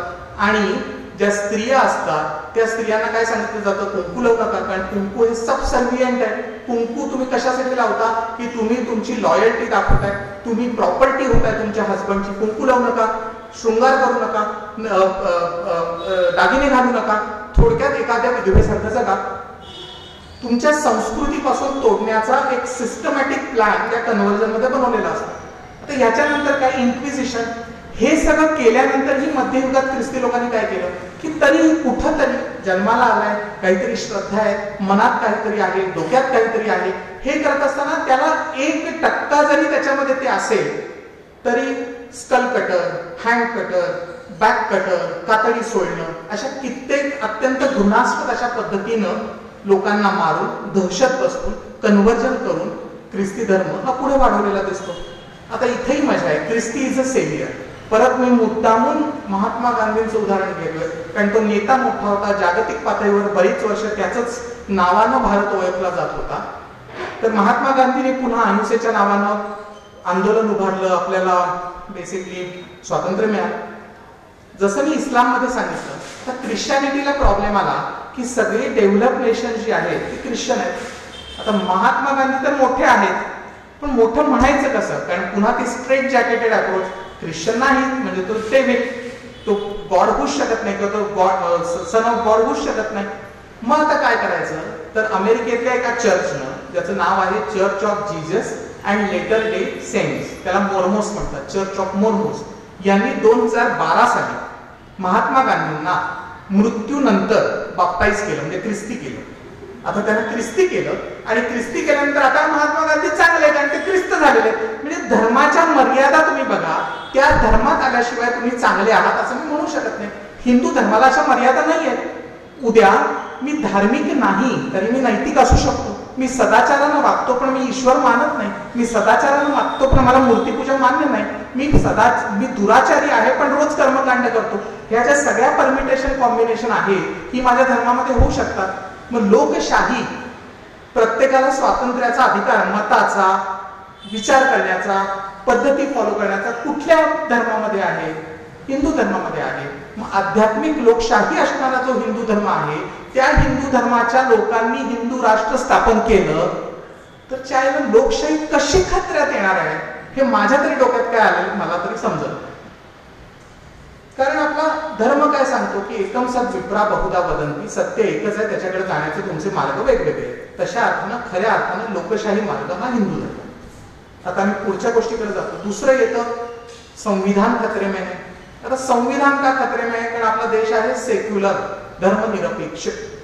आता या धर्मनिरपेक्ष आहे आणि ती खतरे में आहे हे जेव्हा सांगतात ना, तेव्हा महत्वाचा पॉइंट आहे की धर्मनिरपेक्षतेची व्याख्याच काय करतात याच्यातच सगळी गोम आहे. कारण एक 2च मिनिटात धर्मनिरपेक्षता म्हणजे काय आणि ही वेस्टर्न आयडिओलॉजी पश्चिमेकडनं आपल्याकडे आलेली आहे आणि त्याच्यामध्ये त्यांना काय म्हणायचं होतं हे तुम्हाला सांग. तर जेकब जॉन होलिऑफ म्हणून होता, ज्याने ही धर्मनिरपेक्षतेची व्याख्या पहिल्यांदी इंग्लंडमध्ये मांडली. आणि त्याच्या बरोबर एक ओळखीचं नाव होतं, ते म्हणजे ॲनी बेझंट, ज्या आपल्या स्वातंत्र्य संग्रामामध्ये टिळकांबरोबर सहभागी होत्या. तर त्यांनी काय मांडले आणि त्याची पार्श्वभूमी काय होती की सगळं जग हे चर्चचा प्रभाव होता. धर्मसत्ता राज्यसत्ता वेगळी करायची होती. धर्मसत्ता आणि विज्ञानाची जी प्रगती होती हे एवढं स्ट्रेट जॅकेटेड रिलिजन असल्यामुळं विज्ञानाच्या विरुद्ध काही बोलायचं. म्हणजे एक थोडक्यात उदाहरण द्यायचं तर डार्विनचा उत्क्रांतीचा सिद्धांत आला, तो बरोबर का चुकीचा हा पुढचा गोष्ट आहे, पण माणूस हा माकडापासून झालाय. ख्रिश्चन चर्चवर कुऱ्हाड कोसळली, अरे देव माकडा कसा असू शकतो, तर माणूस हा देवाचा पुत्र आहे. ख्रिश्चन बिलीफ प्रमाणे चर्च वर्सेस विज्ञान यांचा झगडा चालू झाला. दुसरं असं आहे की कोपर्निकस, गॅलिलिओ हे सगळे जे शास्त्रज्ञ होते हे श्रद्धाळू ख्रिश्चन होते. त्यांनी बायबलचा अभ्यास याच्यासाठी चालू केला की बायबलमध्ये जे म्हटलंय ते आता मी विज्ञानाच्या सहाय्यानं प्रूव्ह करून दाखवतो. प्रूव्ह करायला गेले, बायबलमध्ये पृथ्वी चपटी होती, ऍक्च्युली पृथ्वी गोल निघाली. परत झाला ब्लास्फेमी, धर्मद्रोह. या सगळ्यातून धर्मसत्ता, राज्यसत्ता, समाज हा विज्ञानाच्या दृष्टिकोनातून चालला पाहिजे, या दृष्टिकोनातून एक 4 पॅरामीटर्स त्याला दिले आणि धर्मनिरपेक्षतेची व्याख्या केली. धर्मनिरपेक्षता म्हणजे काय? धर्म म्हणजे अलौकिक शक्ती, साधना पद्धती, ईश्वर, निर्गुण निराकार तत्व याच्यावर असणारा विश्वास, या विश्वासाची जी भावना आहे याच्याबद्दलची तटस्थता. शब्द नीट आहे का? याच्याबद्दलची तटस्थता.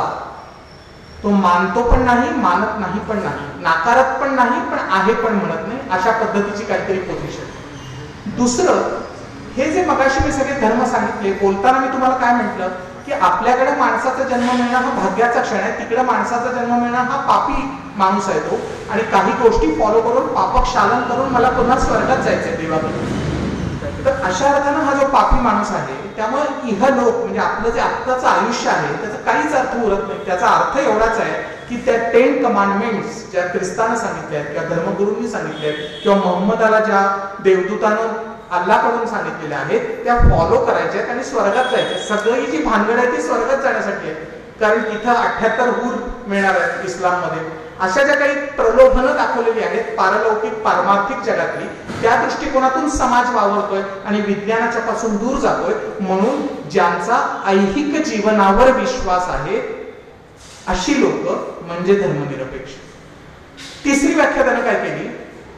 सुरुवातच ही झाली की धर्मसत्ता, राज्यसत्ता, विज्ञान.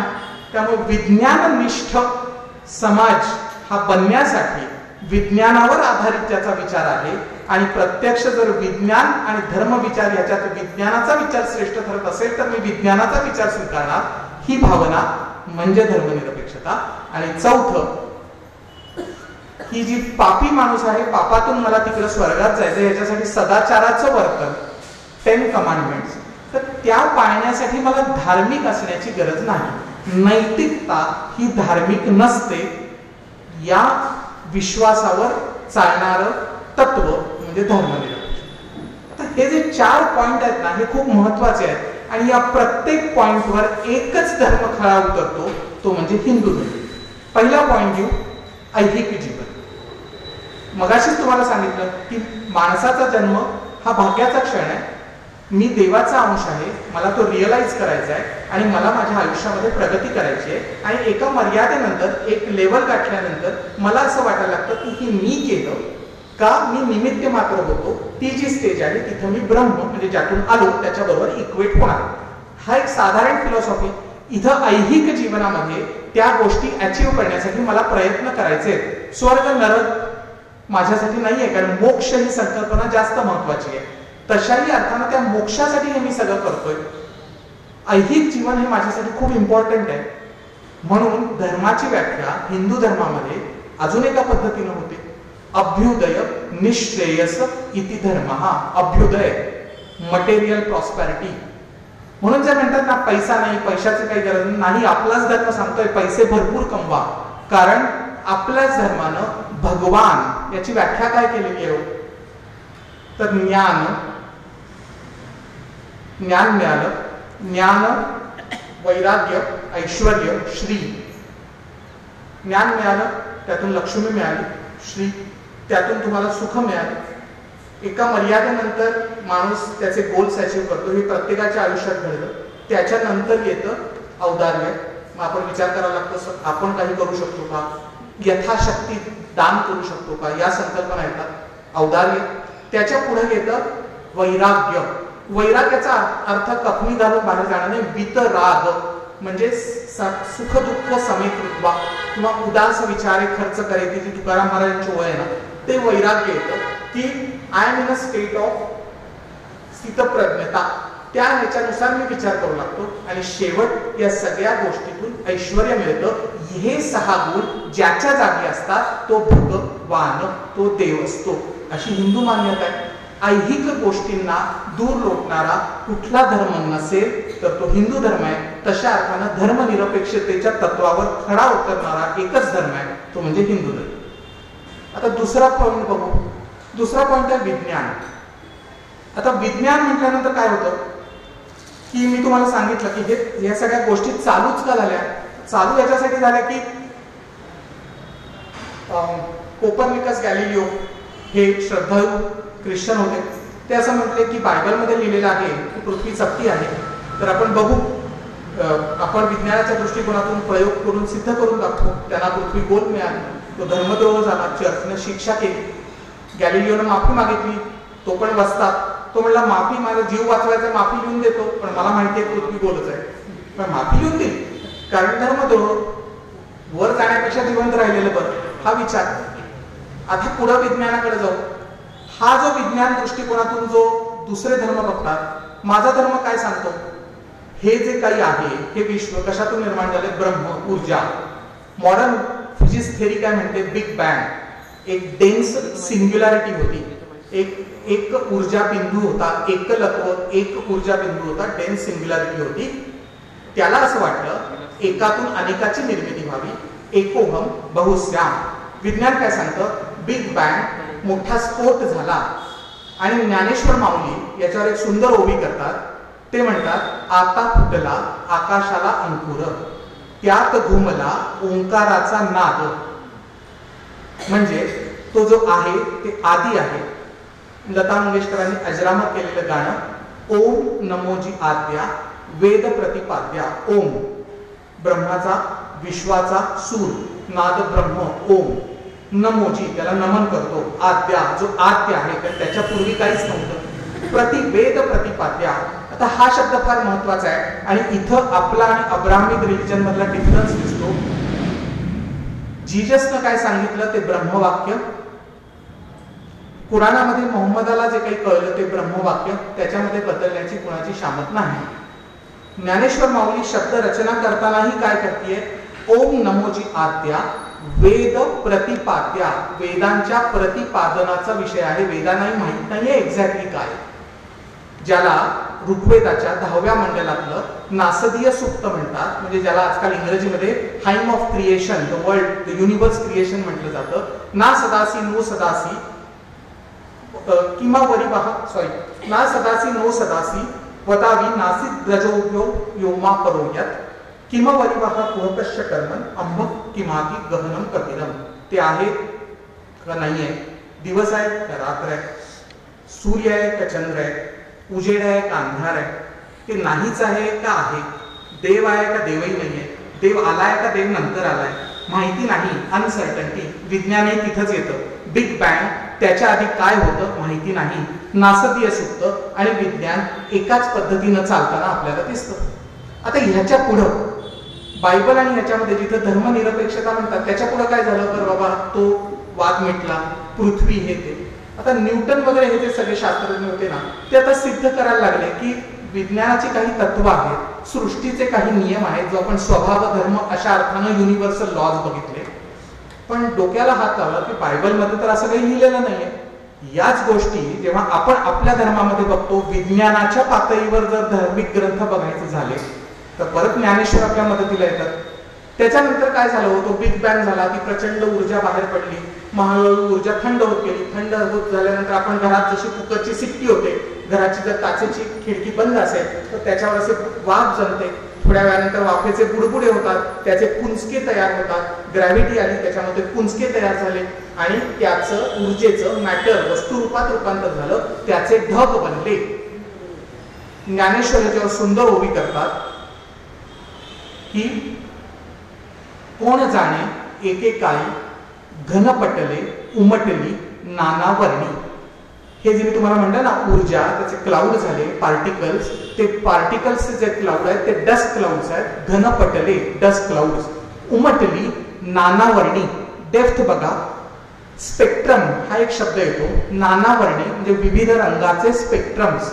स्पेक्ट्रम म्हणजे काय, आपण एक पेपरमध्ये वाचतो की मंगळावर पाणी सापडलं, म्हणजे ते शास्त्रज्ञ एक फोटो पाठवतात मंगळाच्या पृष्ठभागाचा, मग त्याच्यात बघतात की हायड्रोजन ऑक्सिजनचा स्पेक्ट्रम मॅच होतोय का, जो पाण्याचा असतो तो मॅच झाला तर मंगळावर पाणी आहे. ज्ञानेश्वरांनी त्या काही ओवी केलेली आहे की हे जे डस्ट क्लाउड्स होते ते आहे कोणे एकेकाळी घनपटले उमटली नानावर्णी. ही ज्ञानोबांनी लिहिलेली ठणठणीत शास्त्रीय ओवी आहे असं म्हटलं तर वावगं ठरत नाही. आता ह्याच्या पुढे या, यातून मग काय झालं, गॅलेक्सी तयार झाली, सूर्य आला, चंद्र आला, पृथ्वी आली, बुध आला, शनी आला. पण एवढ्यावर नाही, कारण आपली कल्पनाशक्ती प्रचंड आहे. ज्ञानेश्वर काय म्हणतात, शांताच्याई घरा ब्रह्म शांत होतं, फुटलं तपसाची ब्रह्म, आला अद्भुत पाहुणा. तो पाहुणा कोण आहे, हा पाहुणा म्हणजेच तुम्ही मी राहतो हे वंडरफुल विश्व. आता ह्याच्यामध्येही मजा आहे की हे जे वेगवेगळे ग्रह तयार झाले त्याच्यामध्ये 2 ग्रह परीक्षेला बसले की त्यांना तारा बनायचे स्वयंप्रकाशित. कोण होते, सूर्य आणि शनी.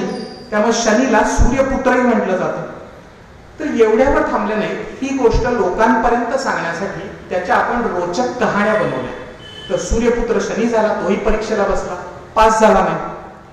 त्यामुळे सूर्यावर रुसला, सूर्य एकच तारा झाला, रुसून सूर्यापासून लांब गेला, त्यामुळे शनी खूप लांब आहे.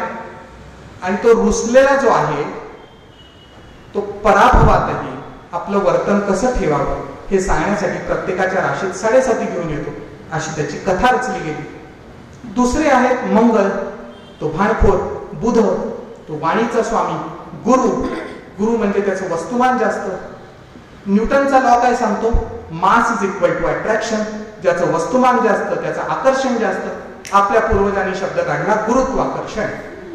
हा गर, गुरु या धातूपासूनच आलेला आहे, ज्याच्या पुढं ग्रॅव्हिटी, तोही गर धातूपासूनच बनलेला आहे. आपण तिथपर्यंत येऊन थांबतो. ह्याच्यानंतर मी परत तुम्हाला गीतेमध्ये घेऊन जातो. हे मी सगळं विज्ञाननिष्ठ पद्धतीने सांगतोय कारण धर्मनिरपेक्षतेला धोका हिंदू धर्माकडून निश्चित नाहीये, कारण त्याचा पायाच विज्ञानाचा आहे. सृष्टी निर्माण झाली, ग्रहतारे आले, एकच मुलगी झाली, त्या मुलीचं नाव पृथ्वी. आज आपण सगळे तिच्यावर राहतो आणि मजा बघा, ती मुलगी मात्र पत्रिकेतून पाहत आहे. आपल्या पत्रिकेत पृथ्वीचं स्थान कुठंच नाही. पृथ्वीवर आपण सगळे राहतो, मजा करतो, त्याचे रिसोर्सेस वापरतो, आपलं ऐहिक जीवन जगतो, तिच्यावर अत्याचार पण करतो आणि तरीही ती आपल्याला काहीही न बोलता चालत राहतं जीवन. म्हणूनच तिचं नाव कदाचित शमान ठेवलं असेल आपल्या पूर्वजांनी. आता ह्याच्या पुढं अर्जुन जेव्हा श्रीकृष्ण संवाद चालू आहे तेव्हा श्रीकृष्ण गीतेमध्ये विश्वरूप दर्शनाचा सोहळा येतो. तर ब्रह्म फुटलं, विश्व निर्माण झालं, तो जो बिग बँगचा स्फोट आहे. मी मुद्दामून ज्ञानेश्वरीच्या ओव्या लिहून आणल्या कारण त्यांच्यासारखं काव्य कोणी करू शकत नाही आणि त्या काव्यातला मेसेज कोणी देऊ शकत नाही. हे फक्त सांगण्यासाठी रटाळ विज्ञान चांगल्या पद्धतीनं कोण सांगू शकत असतील तर ते ज्ञानेश्वर आहे. तर हा विश्वरूप दर्शन जो अमेरिकेत अणुबॉम्ब बनवणारा ओपनहायमर होता, तो अणुबॉम्बचा स्फोट झाल्यानंतर त्याला गीतेतलं विश्वरूप दर्शन आठवलं असं तो म्हणतो. त्याचं ज्ञानोबा माऊली कसं वर्णन करते, नक्षत्रांचे फुटाणे फुटले, विश्वाचे झाले बुडबुडे, ब्रह्माचे कोवळसे, ना आडंग ना अंत, दिशाच नाहीशा झाल्या, वरती खालती विरून गेले, समुद्राला पिऊन टाकले, डोंगराचा घास घेतला, चांदण्यांचा केला चट्टामट्टा. म्हणजे हे जे विश्वरूप दर्शन आहे, हा विश्वरूपाचा सोहळा झालाय. अर्जुन म्हणतो की बाबा रे, हे विश्वरूप झाले पुरे, तुझे चतुर्भुज रूप दाखव, जी नॉर्मली श्रीकृष्णाची मूर्ती आहे ती मला दाखव, असं गीतेमध्ये विश्वरूपाकडून पुन्हा तो भक्तियोगाकडं म्हणजे 12व्या अध्यायाकडे घेऊन जातो. ज्ञानेश्वरांनी याचं सुंदर वर्णन केलेलं आहे. ते अस्खलित शास्त्रीय वर्णन आहे. परत मुद्द्याकडे येतो. धर्मनिरपेक्षता, विज्ञान, आपल्यासारखं विज्ञान कुठलाही धर्म सांगत नाही.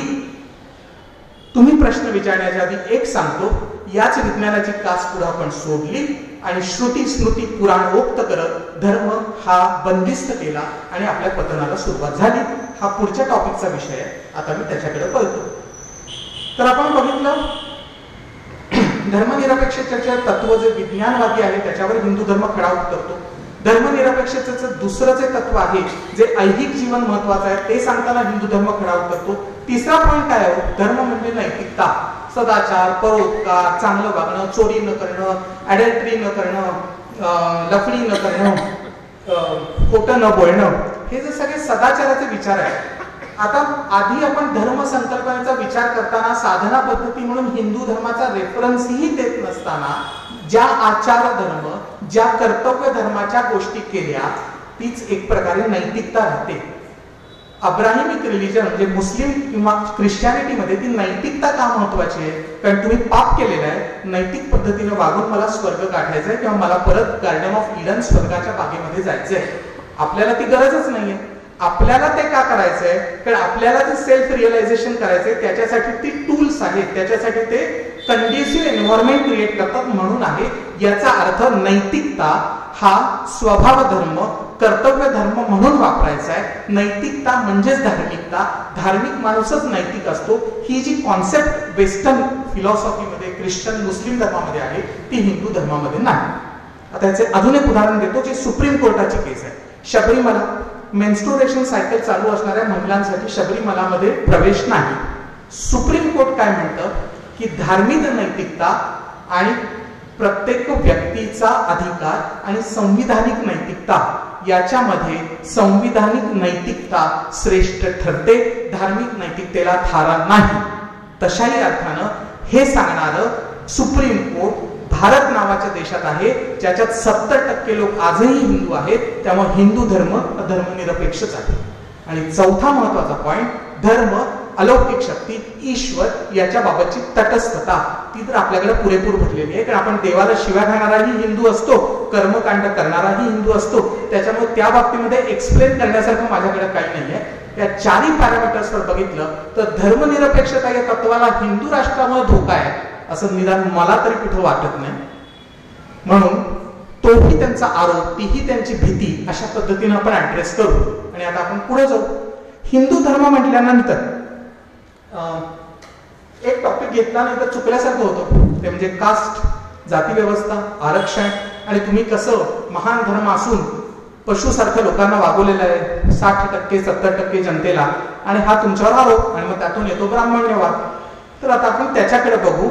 आणि हिंदू धर्म म्हणजे ब्राह्मणशाही, हिंदू धर्म म्हणजे मनुस्मृती, म्हणून संविधान धोक्यात, हा जो आहे ह्याला आता काउंटर करू. आता कसं?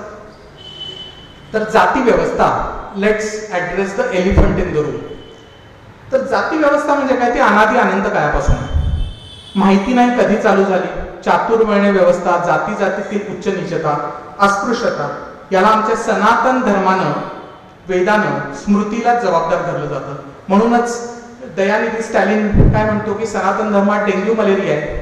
सनातन धर्म ही लागलेली वाळवी आहे, कीड आहे, त्याला नष्ट केलं पाहिजे. त्याचं बॅकग्राऊंड हे आहे की अस्पृश्यता, जाती जातीतील भेदाभेद, माणसाला माणसासारखं न वागणं, आंबेडकरांसारखा एखादा जो बुद्धिवान माणूस आहे त्याच्या सावलीनं विटाळ होतो आणि कुत्र्याबरोबर तुम्ही मजेनं राहू शकता. ही जी विसंगती आहे ह्याच्याकडे हे लोक सनातन धर्मावर टीका करताना रोष ठेवलेला, सनातन धर्मावर टीका करताना आपल्याला सांगितलेलं असतं. आता हे करत असताना भावनिक उत्तर देणं खूप सोपं आहे की असं काही नाही आहे, हा तर प्रचार आहे. पण आपण भावनिक न होता विवेकानंदांची शैली घेतली पाहिजे, ती म्हणजे ट्रस्ट बट व्हेरीफाय. ही ज्या शैलीनं ह्याच्याकडे जर बघायचं गेलं तर हे सगळं सुरू कुठून झालंय की वेदाला जबाबदार धरलं जातं. ऋग्वेदामध्ये 9व्या मंडलामध्ये पुरुष सूक्त आहे.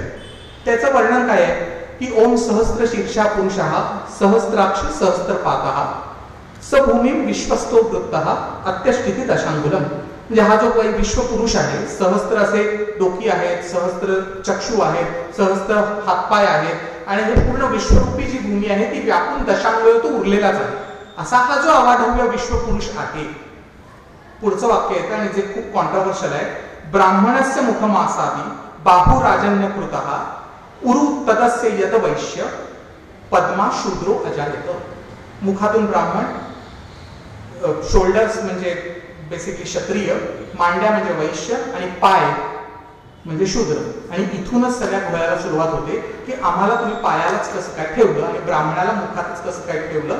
आणि आतापर्यंतच्या अर्धे अधिक इव्हन शशी थरूर सारखे विद्वान लोकही याच पुरुष सुक्ताच्या मंडलाचा रेफरन्स देऊन हिंदू धर्माचं बॅशिंग करत असतात, जाती व्यवस्था ही अँगल.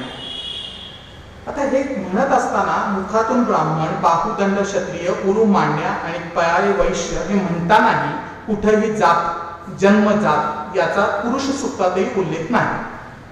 आता याच्यावर ना आर्ग्युमेंट करायचं असेल आणि वादामध्ये हरवायचं असेल तर सावरकर साहित्य वाचायला लागतं. सावरकर काय म्हणतात, औदुंबर आणि फणसाचं झाड घ्या. त्या औदुंबर आणि फणसाच्या झाडाला फळं सगळीकडे लागतात, फांदीलाही लागतं, खोडालाही लागतं, वरच्या फांदीलाही लागतं. मग वरच्या फांदीला लागलेल्या फणसाला ब्राह्मण फणस, खालच्या फांदीला लागलेल्या फणसाला शूद्र फणस, मधल्या फांदीला लागलेल्या फणसाला वैश्य फणस असं म्हणता तर सगळ्या फणसाचे गरे खाता. तसंच औदुंबराच्या झाडाचं आहे. याच्याकडे बघताना दृष्टी बदलली पाहिजे. Organic theory, division of labour, organic theory of society काय म्हणते की या ज्या सगळ्या गोष्टी आहेत या एकमेकांना पूरक आहेत, प्रत्येकाची कामं ठरलेली आहेत, त्याप्रमाणे समाज एकसंघ होऊन ऑर्गॅनिक थेरी या पद्धतीनं एकमेकांबरोबर काम करून आपण पुढे जायचंय, अशा पद्धतीनं ते सांगितलेलं आहे. बरं, हेही पुरेसं होत नसेल तर आपण महाभारतात जाऊ. वैशंपायन ऋषी युधिष्ठिर त्यांना काय विचारतो, जो प्रश्न आपल्याला आता पडतो, अर्जुनाला पडतो, तो युधिष्ठिरालाही पडलेला आहे की बाबा हे चातुर्वर्ण्य आलं कुठनं. जर सगळं ब्रह्मातूनच आलेलं आहे तर चातुर्वर्ण्य जातीपर्यंत अजून यायचंच आहे, मी चातुर्वर्ण्य तरी कुठनं आले. तर वैशंपायन ऋषी त्याला काय म्हणतात, वैशंपायन ऋषी त्याला म्हणतात एक वर्णम इदम पूर्वम विश्वमसी युधिष्ठिरा. या विश्वात सुरुवातीला एकच वर्ण होता. पुढचं महत्वाचं आहे, कर्म क्रिया प्रभेदेन चातुर्वर्ण्यम प्रतिष्ठितम. कर्म क्रिया, जात, जन्म याच्यावर कुठेही उल्लेख नाही. कर्म क्रिया गुण कर्म हेच आहे. आणि हे करून अर्थातच रेफरन्स हा गीतेचाच घ्यायला लागतो. गीतेमध्ये ज्ञानकर्म संन्यास योग हा जो चौथा अध्याय आहे त्याच्यामध्ये श्रीकृष्ण तेच सांगतो, चातुर्वर्ण्यम मया सृष्ट्वा गुणकर्म विभागतः. ती मी निर्माण केलेली आहे, ते गुणकर्मानुसार त्याचं डिव्हिजन केलेलं आहे. आता मला एक सांगा, आजच्या काळामध्ये आपण प्रत्येक जण आपल्या पालण्यासाठी ऍप्टिट्यूड टेस्ट करतो. काय असतं ऍप्टिट्यूड टेस्ट मध्ये, त्याची ऍबिलिटी काय आहे, त्याचे इंटरेस्ट काय आहेत, कशामध्ये तो प्रगत होऊ शकतो. मग ही ऍप्टिट्यूड टेस्ट नाही आहे का चातुर्वर्ण्य म्हणजे, याचा जातीचा जन्माचा काही संबंधच नाहीये. पण आता मजा म्हणून तेच वैशंपायन ऋषी युधिष्ठिराला काय सांगतात की ब्राह्मणाची वैशिष्ट्य काय, तर ब्राह्मणाची वैशिष्ट्य सांगताना ते सांगतात सत्य, दया, इंद्रिय निग्रह, इंद्रिय दमन, परोपकार, तपाचरण. आज मला सांगा यातलं एक तरी करून दाखवा, तुमचं कल्याण झालंच म्हणून समजा. सत्य, हा marketing is line, it's on the boundary of line or selling असं म्हटलं जातं. सत्य हे जे गुण सांगितलेले आहेत, या गुणांना जर ब्राह्मण हा फार महान असं जर म्हणत असू तर आजच्या या कलियुगामध्ये मला नाही वाटत ब्राह्मणाचा दग लागेल. आता हे सांगत असताना मला एक सांगणं गरजेचं आहे की आज मी मंदार अभ्यंकर म्हणून तुमच्या समोर बसलोय. जात नावानं अभ्यंकर, कोकणस्थ, वसिष्ठ गोत्र. काय हो, वसिष्ठ कोण होता, वेश्येचा मुलगा होता. आता हे सांगितलं तर मी काही डोक्याला हात लावून घ्यायचं नाही, आता मी ब्राह्मण आहे. कारण काही पूर्वजाला काही पिढ्यांमध्ये माझ्याकडे ते आमच्याकडे अध्ययनाचं काम होतं. अशा पद्धतीनंच त्याचं बघायला लागेल, विचार करायला लागेल. तर आता परत आपण या मुद्द्याकडे येऊ की ही जी division of labour, sociality, organic theory of labour आहे, ही सगळ्यांनी मिळून आपलं आपलं काम करायचं आहे, अशा पद्धतीनं ती डिव्हिजन केलेली आहे. हा, पण एलिफंट इन द रूम हा आहे की चातुर्वर्ण्य समजलो, हे 4000 जाती कुठनं आल्या, त्या 4 वर्णातून 4000 जाती झाल्या कशा. तर ह्याची पुन्हा फार महत्वाची अशी वैशिष्ट्यपूर्ण आहे आणि काही काही वेळेला हास्यास्पद आहे. प्रांत विषय, मद्रासी ब्राह्मण, महाराष्ट्रीयन ब्राह्मण, पंजाबी ब्राह्मण, मैथिली ब्राह्मण. आता महाराष्ट्रीयनमध्ये पण कराडे, कोकणस्थ, देशस्थ, गौड, सारस्वत, गोवर्धन जी लंबी लिस्ट आहे. मराठ्यांमध्ये पण कोकणस्थ मराठा, कोणती मराठा. आता तुम्हाला जरांगे पाटलाचं आंदोलन कळेल काय. देशावरचे निराळे, महार चांभार देशावरचे निराळे, हरई चांभार निराळे, दुसरे चांभार निराळे. दुसरा आला पंथ. हिंदूच धर्म आहे पण पंथ कुठले? वैष्णव, शैव, लिंगायत, शीख, बौद्ध, जैन. तिसराला व्यवसाय. वर्षानुवर्ष तुम्ही कुठला व्यवसाय करताय? कुणबी, धनगर, माई, कासा, तांबट, धोबी, म्हणजे 12 बलुतेदार. आता या 12 बलुतेदारांमध्ये एक वैशिष्ट्य कोण आहे आणि तुम्हाला हसायला येईल की जाती बनल्यात कशा. कोळी. एक कोळ्याची उपजा जाळ उजवीकडून डावीकडे विणते म्हणून त्याची एक जात. दुसऱ्या कोळ्याची माणूस डावीकडून उजवीकडे एक जाळ विणतो म्हणून त्याची दुसरी पोट जात. अशा त्या 4000 जाती झाल्या. तुम्ही जर ईस्टला म्हणजे पूर्वेला गेला तर मातीची मडकी बनवतात ना कुंभार, ते जे चाक असतं, छोटी मडकी बनवत असतील तर ऑटोमॅटिकली तो बसून मडकी बनवतो. तर बसून मडकी बनवणाऱ्या कुंभाराची एक जात. रांजण बनवायचं असेल तर त्याला उभारून बनवायला लागतं. उभारून मडकी बनवणाऱ्या कुंभाराची दुसरी जात. अशा त्या 4 वर्णाच्या 4 जाती झाल्या. आपण कप्पे केले, रोटी बेटी व्यवहार बंद केले. ज्या ऑर्गॅनिक थेरी होती, एकमेकात मिसळून प्रत्येकाच्या स्ट्रेंथ प्रमाणे काम करून पुढे चाललेला समाज होता, त्याला सायलोज म्हणजे कंपार्टमेंट मध्ये टाकलं. समाजाची अधोगती होणारच होती. आणि मग आलं श्रुती स्मृती पुराण होतं, अद्ययावत कुठेतरी दूर गेलं आणि संस्कृतीचं पतन झालं. हे सांगण्याची गरजच नाही. आणि याच्यात सर्वात महत्वाचं म्हणजे वर्णसंकर, आंतरजातीय विवाह. आजही हा मुद्दा फार वादग्रस्त आहे. तर वर्णसंकरामुळेही जाती बदलल्या अशी एक थेरी. तर याचं उत्तर काय आहे? तर जन्मजात जाती भारतीय पुराणात कुठेही लिहिलेल्या नाही. त्या गुणजात असल्या पाहिजेत याच्यावर सगळ्यांचा विश्वास आहे. अनफॉर्च्युनेटली सायलोज करून, कंपार्टमेंट करून एकमेकांना त्रास दिला गेला आणि त्या जे डिव्हिजन आहेत अजूनही चालू असलेले आपल्याला दिसतात. आता गुणजात जाती जेव्हा आपण म्हणतो त्यातूनच येतं आरक्षण ही संकल्पना. कारण म्हणणं काय आहे की परशुराम हा ब्राह्मण होता पण वेळी क्षत्रिय बनला आणि 21 वेळा पृथ्वीने क्षत्रिय केली. फंजिबिलिटी होती, ब्राह्मण क्षत्रिय, क्षत्रिय ब्राह्मण, पुन्हा ब्राह्मण झाल्यानंतर. दुसरं उदाहरण देतो एकलव्याचं. एकलव्याचं जेव्हा मी उदाहरण देतो, एकलव्याला काय प्रॉब्लेम आहे? तो धनुर्धर होता.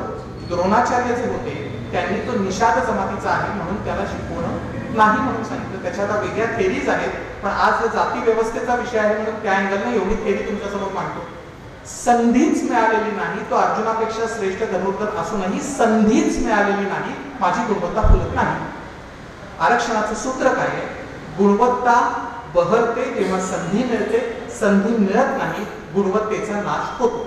हे जे आरक्षणाचं सूत्र आहे, या सूत्रावरच गुणवत्तेसाठी आरक्षण तत्व आंबेडकरांनी मांडलं, पुढे आपल्या संविधानात आलं. आता वेगवेगळ्या पातळीवर एज्युकेशन असेल, जॉब्स असेल, याच्यामध्ये गुणवत्ता येताना दिसते. जन्मजात कडून गुणजात, इक्वॅलिटी, संधी द्या, माझ्यात गुणवत्ता असेल मी पुढे जाईन, इथपर्यंत तत्व चांगलं होतं.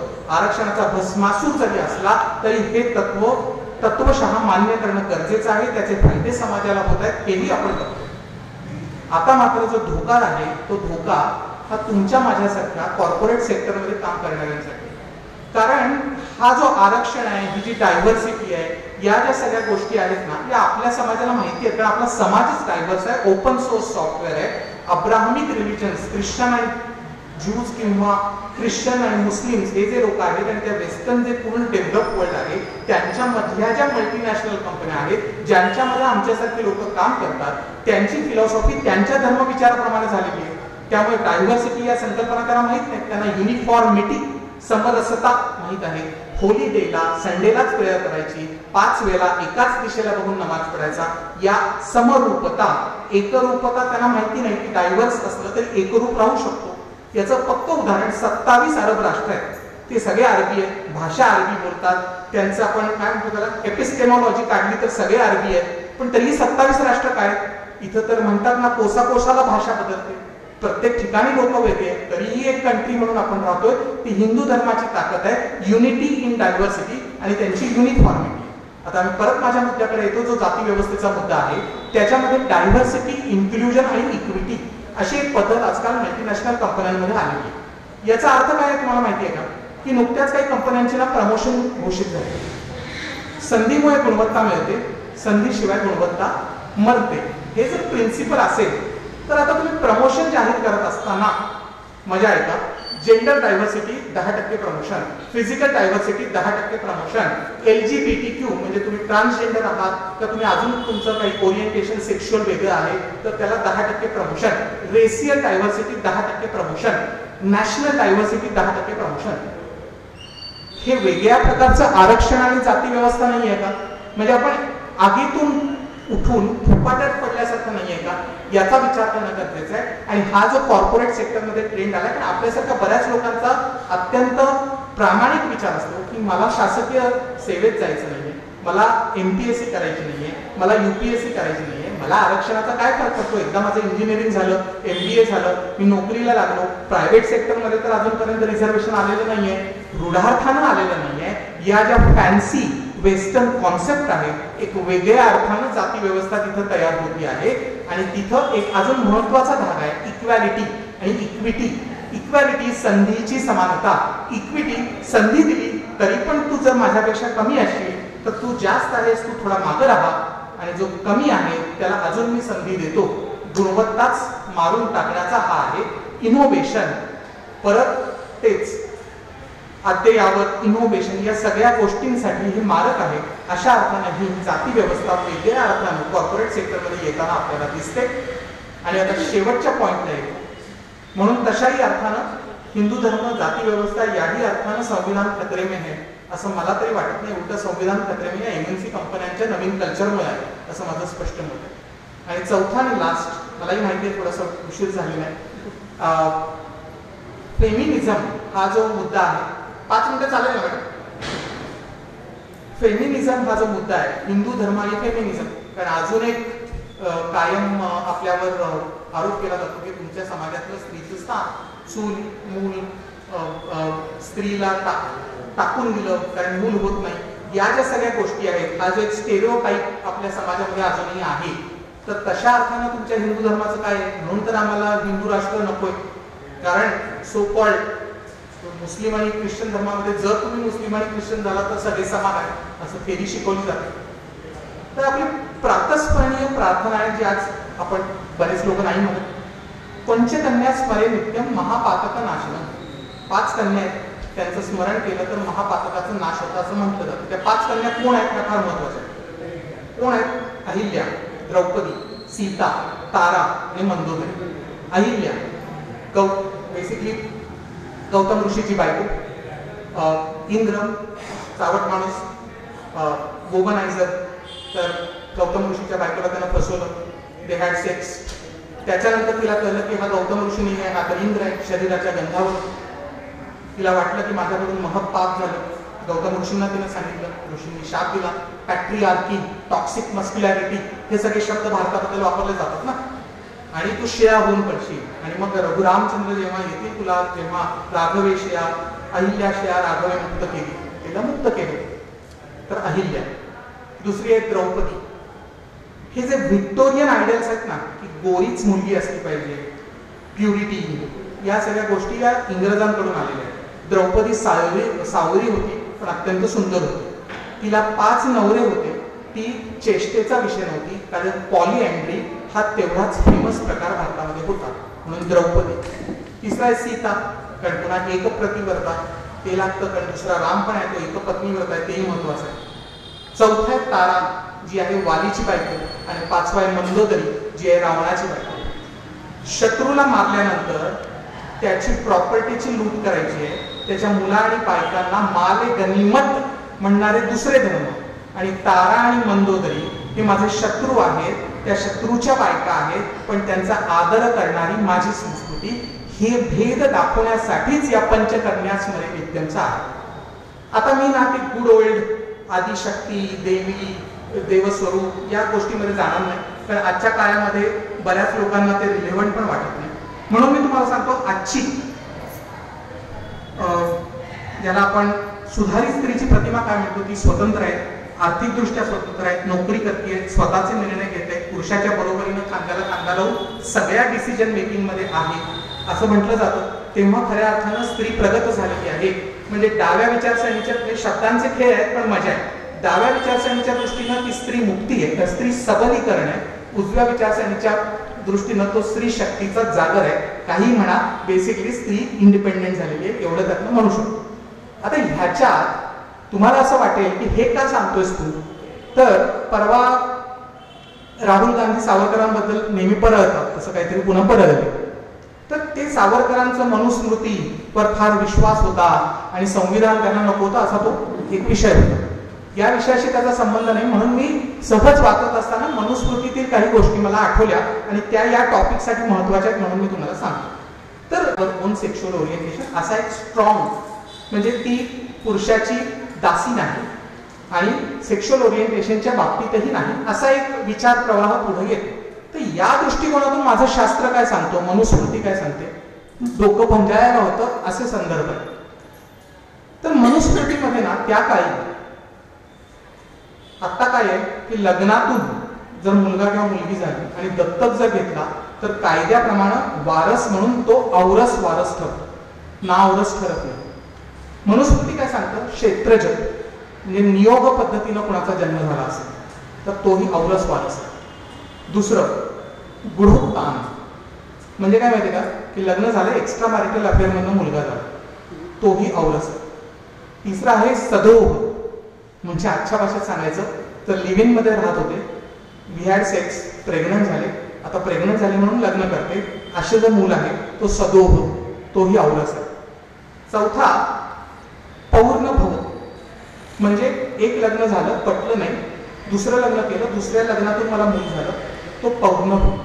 चौथा आहे कानिनी, म्हणजे लिव्ह इन केलं, हा पटला नाही पण मला मूल झालं आणि मी एकटीनं तिला वाढवतोय.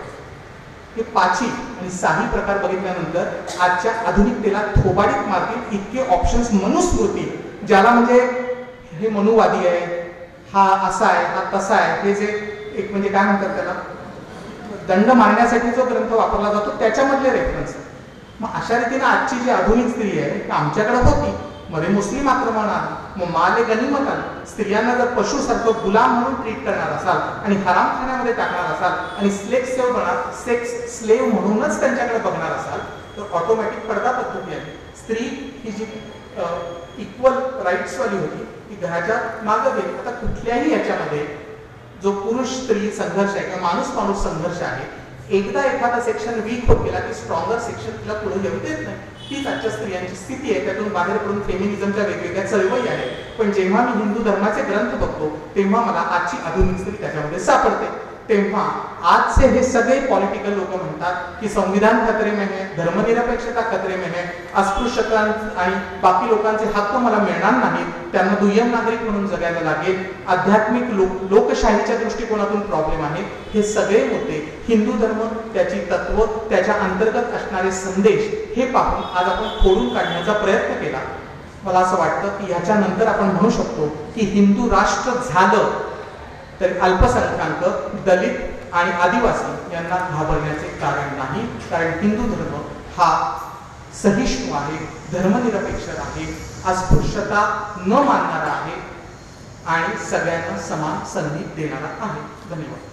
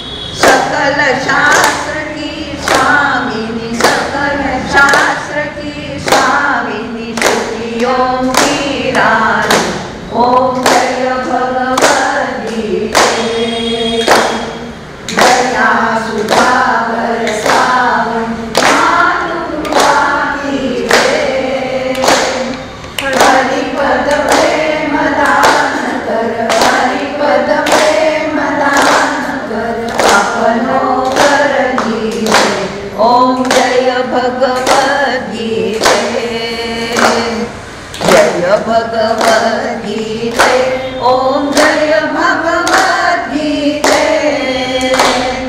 हरिय कमल विहारिणी, हरिय कमल विहारिणी, सुंदर सुपुनी, ओम जय भगवत की जय। भगवान गोपाल कृष्ण महाराज की जय, श्रीमद् भगवत गीता माता की जय, सब संतन की जय। जय जय रघुवीर समर्थ भारत